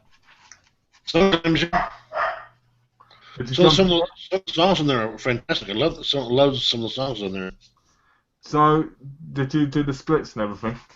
No. Because I'm always wanted to do that stuff. No. No. We'd have to call you a paramedic if you tried that. You know what? I've always looked at things. I can imagine me doing that stuff. Looking at Don, and I've just been like. But yeah, I've been thinking about playing one of those games because I think it's great because it's good for your hand-eye coordination as well. Oh, absolutely, yeah. But I'll have to look at the trophies because I'm not going to get one if I have to have all the other shit for the trophies. Yeah. See, there's one song on there. I think only like one person in the world's ever completed on professional mode with no mistakes. Yeah, me. No. No. No, it's a song called Dragon Force. On the guitar, on professional mode, it's... Oh god, yeah. The If thing you ever, is, if you ever seen the video for it, I don't see how anyone in the world could do that. one of my favorite guitar games was Lego Rock Band. I love Oh that yeah, that was awesome. because I used to love the music in it. It was Yeah. awesome. It's Oh, the final countdown. And they had Beck on there and freaking Dream Theater. I love that stuff. I love that. Yeah. You know, it was incredible. I never got to play it because I could never do that fucking expert bit. And I wanted to, and it was on my favourite song too. If you ever get a chance to go to YouTube and type in what was it, Guitar Hero Dragon Force. Oh my God, I that can't do. on professional mode is just the guy who actually did the playing that song is a friggin' genius. I can't imagine any one person ever doing that. It's, There's always got to be someone else who can. Surely. I always loved that South Park joke. Congratulations, you have no life. was that one? Was it after they finally beat Rock Band? Yeah, they got like the Yeah. 100 Yeah, you million got- point oh, mark or something. Yeah. Yay. The problem I have with things like Rock Band and stuff like that is they're aimed at people in a lot of cases who have got friends to play with. Yeah, exactly. And the problem is not everybody has like 4 people to do it with. That's true. You know, unless you're an actual band. You know? Yeah, exactly. That's the thing, I went back through Band Hero to get some of the trophies I hadn't gotten. And some of the trophies are like, you know, complete career mode with like 4 players and stuff like that. And I'm like, I don't have a band, you know? Impossible, exactly. Yeah, exactly. I mean, I just think it's wrong. I think you should be able to do it all, you know, like singly. Yeah. But have the choice that if you want to play, you can play it with other people. Yeah, exactly. Because, you know, I said to Donna, I said, I might get the drums and get me the guitar thing. Yeah. Right. You know, because it'd be fun for her to do. And I looked it up, and it's like $249. But you need 200 people as well to be able to get a trophy. Yeah. And I'm like, this is just bullshit. Yeah. That's insane. But I know now you can go online and do it live too, which is kind of cool. Yeah. Yeah. They look awesome in the crowd. I like how it shows people booing you or people jumping up and down. Oh, yeah. Oh yeah, hell yeah. I'd love to I'm not a place for the week. Trust me. I'd love to get it, right, and just record me doing it, you know? Oh God. Sit there. That could be my next Facebook video. Me jumping up and down, woo, yeah! You're over there playing Hanson and shit, doing your thing. Do you think Anson's on it? I On Rock guarantee Band, can you imagine? I could shout out, couldn't I? Yeah, this one's for you, John. Brilliant. The only thing about Rock Band, it teaches in the Guitar Hero, it teaches you how to play. It teaches you how to play the guitar wrong. Oh, really? Yeah, it's actually because the way if you play right-handed, you don't just sit there and flick on the strings. And they actually go up and down, you know, to make the actual sound. Yeah. And the buttons they have there, because the buttons are all lined up in one long row. And yeah. They're all separate in natural guitar. Yeah. So I mean, it's a cool little exercise if you're an actual guitarist. That's why actual guitarists, professional guitarists, hate those games. Yeah. And they did have a game at one point, more recently, that actually used a real guitar. Yeah. Locksmith. Yeah, that was it. But Yeah. that seemed to disappear. That didn't take. Yeah, because you have to Oh, buy That was here and gone quick. Yeah. because you'd have to buy a real guitar, and that costs quite a lot if you want a decent one. Oh yeah, exactly. Oh yeah. Well, you know, I'm going to look into them more and say, because if it's single ones, I don't mind doing them. I just don't want to have to worry about other people. Yeah. I'd have to hire Paul to come over. I'd have to say to like Best Buy who hits on me. Do I come over and be the lead Oh yeah, you singer? can get him to join in. Then the guy in CX want to be the second guitarist. They're like, shit, I'm joining a real band. They get in here, take this. Oh. So why don't I'll you be go your buy- bassist go buy or a drummer, you know. Go buy a real Les Paul guitar, Malcolm, and learn that way. That'd They're be only, pretty they're only good. about $4,500. Well, that's not bad. How's that all? I will have 4 of those. Tash, a bag of shells, that ain't nothing. I carry that around, man. You forget, Cassius Heisenberg got millions. Yeah, I just sell the meth. Sell them. If you three formed a Guitar Hero band, what would you call yourselves?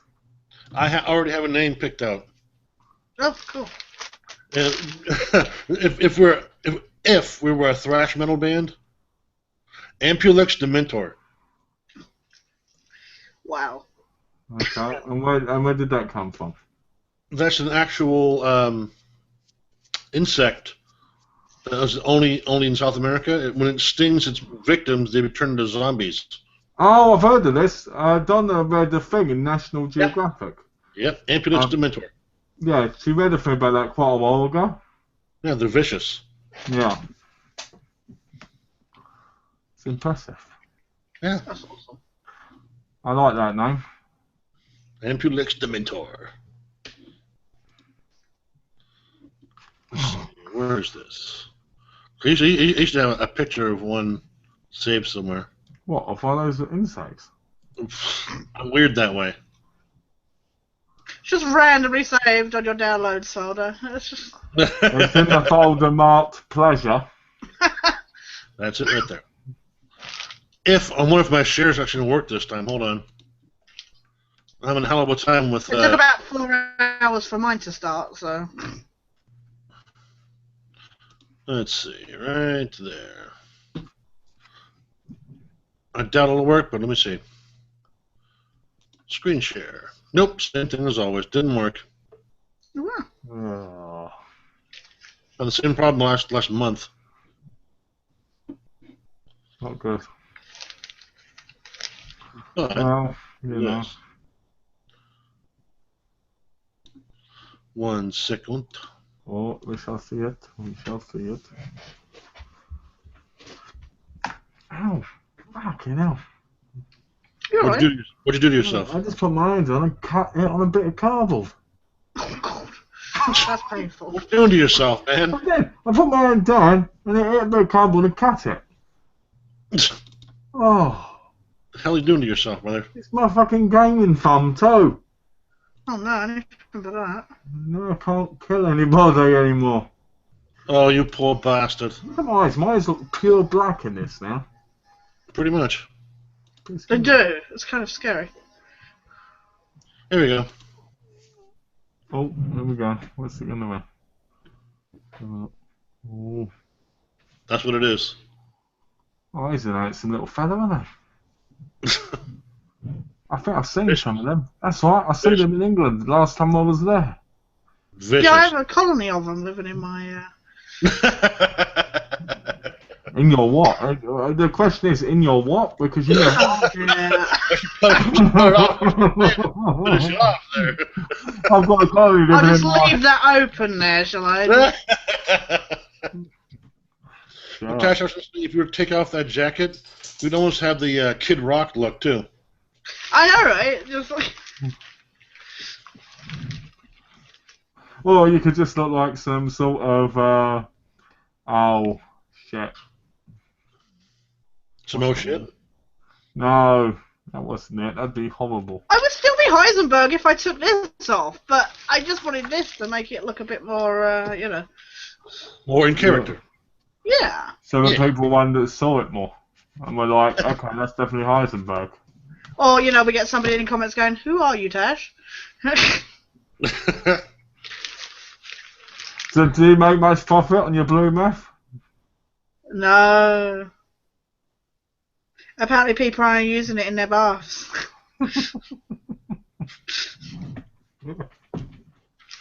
But you know, I got the labels made up and everything. I mean, I don't get it. Why wouldn't anybody want my nice blue meth bath salts? Oh, shit. Hey, bring it out to California. Someone will smoke that. Get this. Yeah, somebody would totally roll that up. Oh, seriously, California, the Bay Area, you'd be rich. Oh, those bath salts, people get absolutely. Talking about that. Haven't they made it illegal in like some states? Bath salts. In all states. Talking about that, I was looking at my medication. Right? Yeah. And I came across this forum. Everybody was going on about how they break it and snort it, and I was like, what? What? Oh my God. I was like, really? And then they were going on about they get brain zaps and shit, and I was like, yeah, for fucking snorting it. What the fuck? What? So I'm going down the list, and everybody's going, oh, I snort it all the time. I just break 3 of them down and snort them. And I was like, I never think about that. I don't go to pills and go, oh, I could snort that later. I was like... People are out of their fucking mind. I don't know. You know, I saw that episode of South Park where they had the cats spraying on them and they were getting high. And I thought it was just a joke. And then I found out it was actual thing. And I was like, wait, what? People are actually doing this. This is ridiculous. That is actually true. And I know why. Because as a kid, I found that too. When I was a kid, I used to sniff the cat litter box, right? And I used to get as high as a fucking kite. Seriously. Hold on, Malcolm, that explains a lot about you. When I say as a kid, I mean when I was like, you know, like 8. Right? Yeah. I thought you were going to say, when I say as a kid, I mean like 18, you know? That was a kid 5 years ago, you know. Because there were so many cats we had. They'd be pissing everywhere, right? So I went and sniffed the litter box once, and I went really, really high as a kite. Yeah. It's terrible. I'm not recommending it. Yeah. Oh no, like I say, I thought it was just a joke when the first time I saw the episode. And then around the time like I saw a rerun of it, I actually heard on the internet about it actually being a thing, and I was like, wait, what? What? People are just weird. You watch, that bit's going to be in the video now. What? Just like... The cat litter thing. Yeah, you eating cat litter is going to be like... I didn't eat cat litter. I no, you were sniffing it. Cat litter. Didn't eat the cat litter. He was like, you're making sandwiches out of it. Oh, that's gross. Put it in the frying pan and cook it up. Crunchy! I was talking to Dad the other day about cats when they go in the toilet. Right? I said to her, it's funny because they sit there and they're like this. They're like, right? Yeah. I said, but when you move your head near this, they go like this. You know, looking at it. I said, it's one of the greatest things of all time, and they just start looking and they're like. It's great because I know you're probably doing facial expressions under that mask. And we I know. That's just like. Just, wow, see what I'm doing. Yeah, we can't.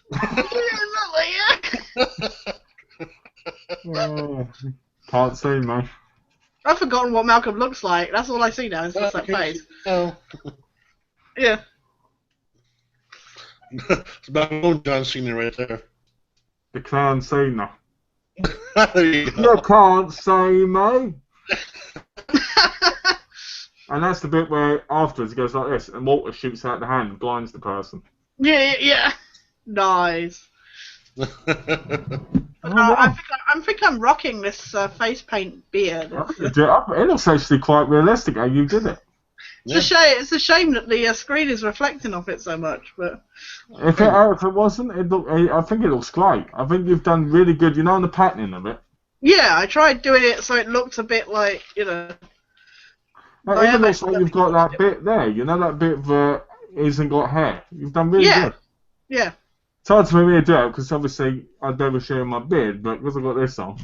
Yeah. She was looking at pictures of me and then just cut out all the gray I have. And I'll tell you what happened. She said this. She said, what happened was this. The session measurement, I could do it like John's, but it looked like overgrown vagina hair. And I don't want to do that. So I'll look at a proper 70s minge, it's just like... So I'll actually try and look at Bryan Cranston's in the thing. Did that. Yeah, no, I didn't like Bryan Fine. Cranston. Fine. I'm gonna get you back for that one. 70s porno, Buffalo Soldiers. Oh my goodness. Oh dear. You're dead, brother. I'm gonna Malcolm get you knows back how for to that make one. you feel loved, doesn't he? It's just... Oh, I feel loved all over the place now. I'm just around.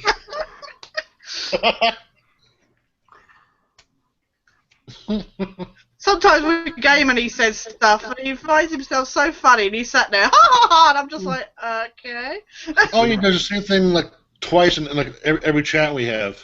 Yeah. Oh no, Tash would do this. Blah, blah, blah, just some crazy, ridiculous. Yeah. Mm-hmm. Oh, now have you been listening to the shitty talks during our chats about your gaming?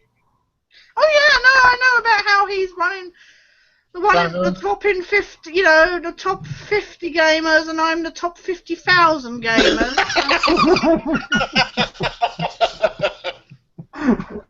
Oh yeah, he makes me feel so like comfortable. So appreciated, Tash. Yes, you are. Yeah, the only reason why he plays games with me is because I'm just there. It's not because I'm actually. She's kind of there in the way, but she's there. Yeah. She can help me get my platinums.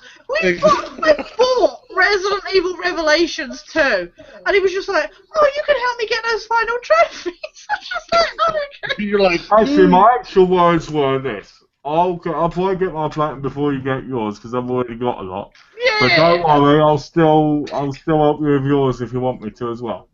dick. So condescending. What a dick.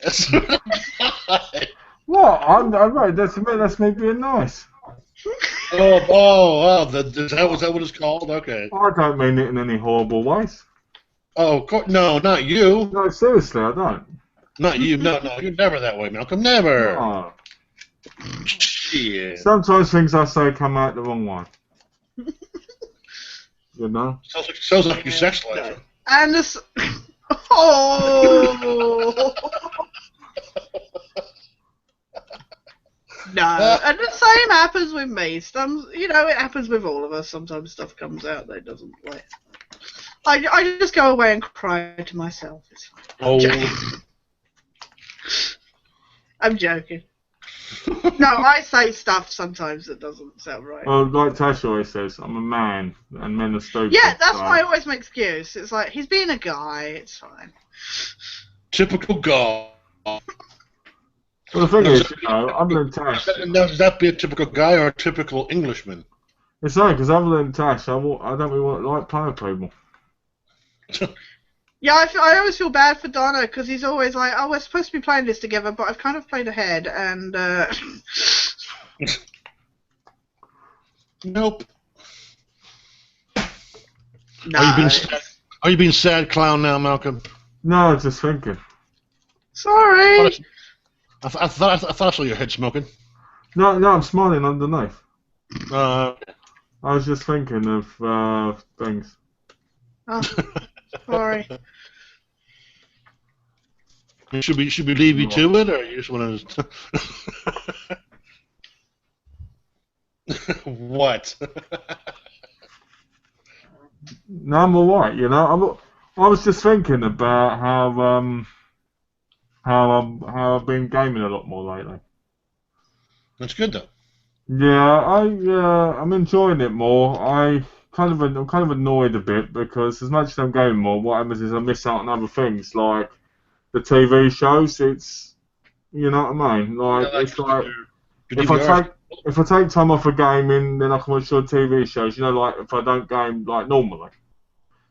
But then if I game normally, then I miss out on the show. So it gets quite annoying. You know what I mean? Because it's like I can't do both. You know what you should do is go buy one of those 1 or 2 terabyte hard drives, plug it into your DVR. Can you do that? Yes. I didn't know you could do that. Yeah, that's why there's USB ports in the back of all the DVRs.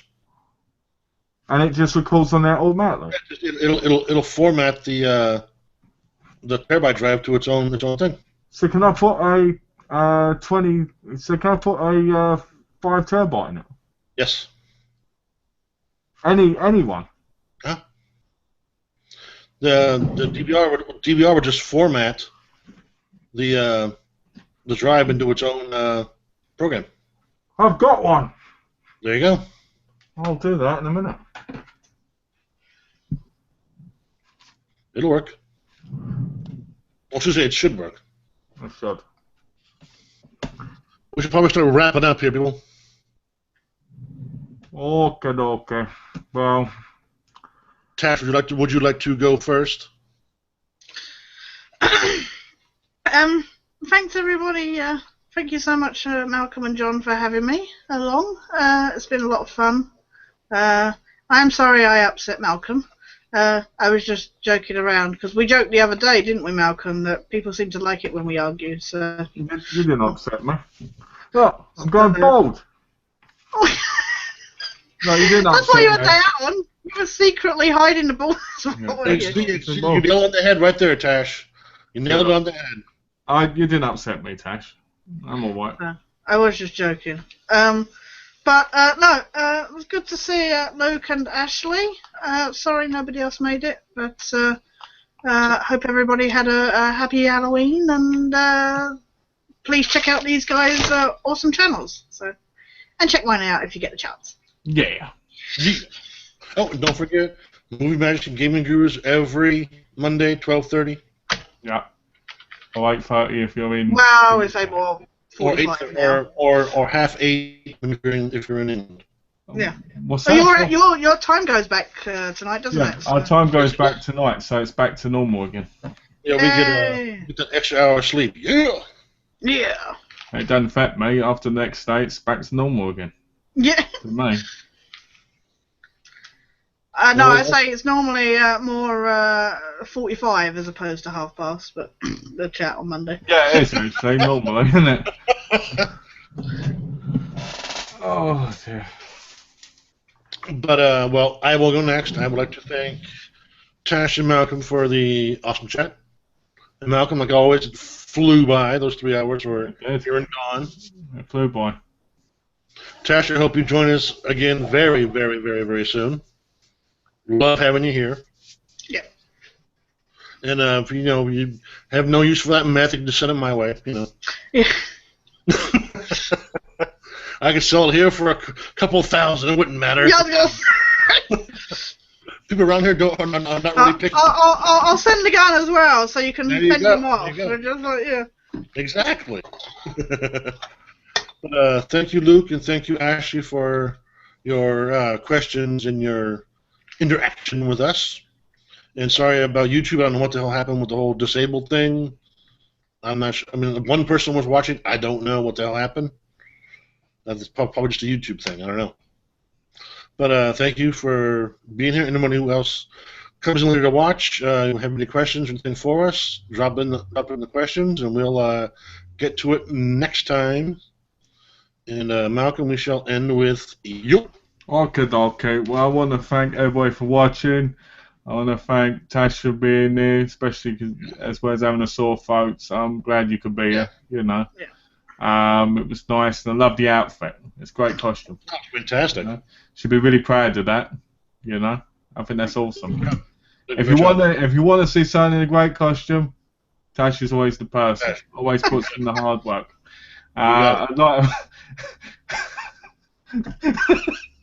Now Malcolm's lost 5 pounds wearing his costume. No, I was just laughing because John was agreeing with me on everything now. At one point, I was going to say something, see if he, something completely See different. if he still agreed with you. Yeah. No, I know, trust me.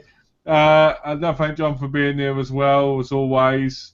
We'll be back next Saturday, and you guys will see me and Tash on Monday. Movie Magic and Gaming Gurus. Thanks, John, for getting a mask. Yeah. I'm wearing it for a couple of minutes. Hell, man. Why don't you shout one last time? Just, show Yeah, it just one last time for the video. One last time for the video. There we go. Michael Myers with a kissy face. There we go. He just wants to suck his cheeks in. Just like, ooh. Ooh, Mikey, come here. So You should from us, hold it up and stick your finger through the mouth hole. oh dear. So Oh, Mikey likes that. He likes that a lot. So as always, guys, thanks for watching. Have a lovely couple of days, and we'll see you on Monday. Thanks. Bye for now, guys. Bye.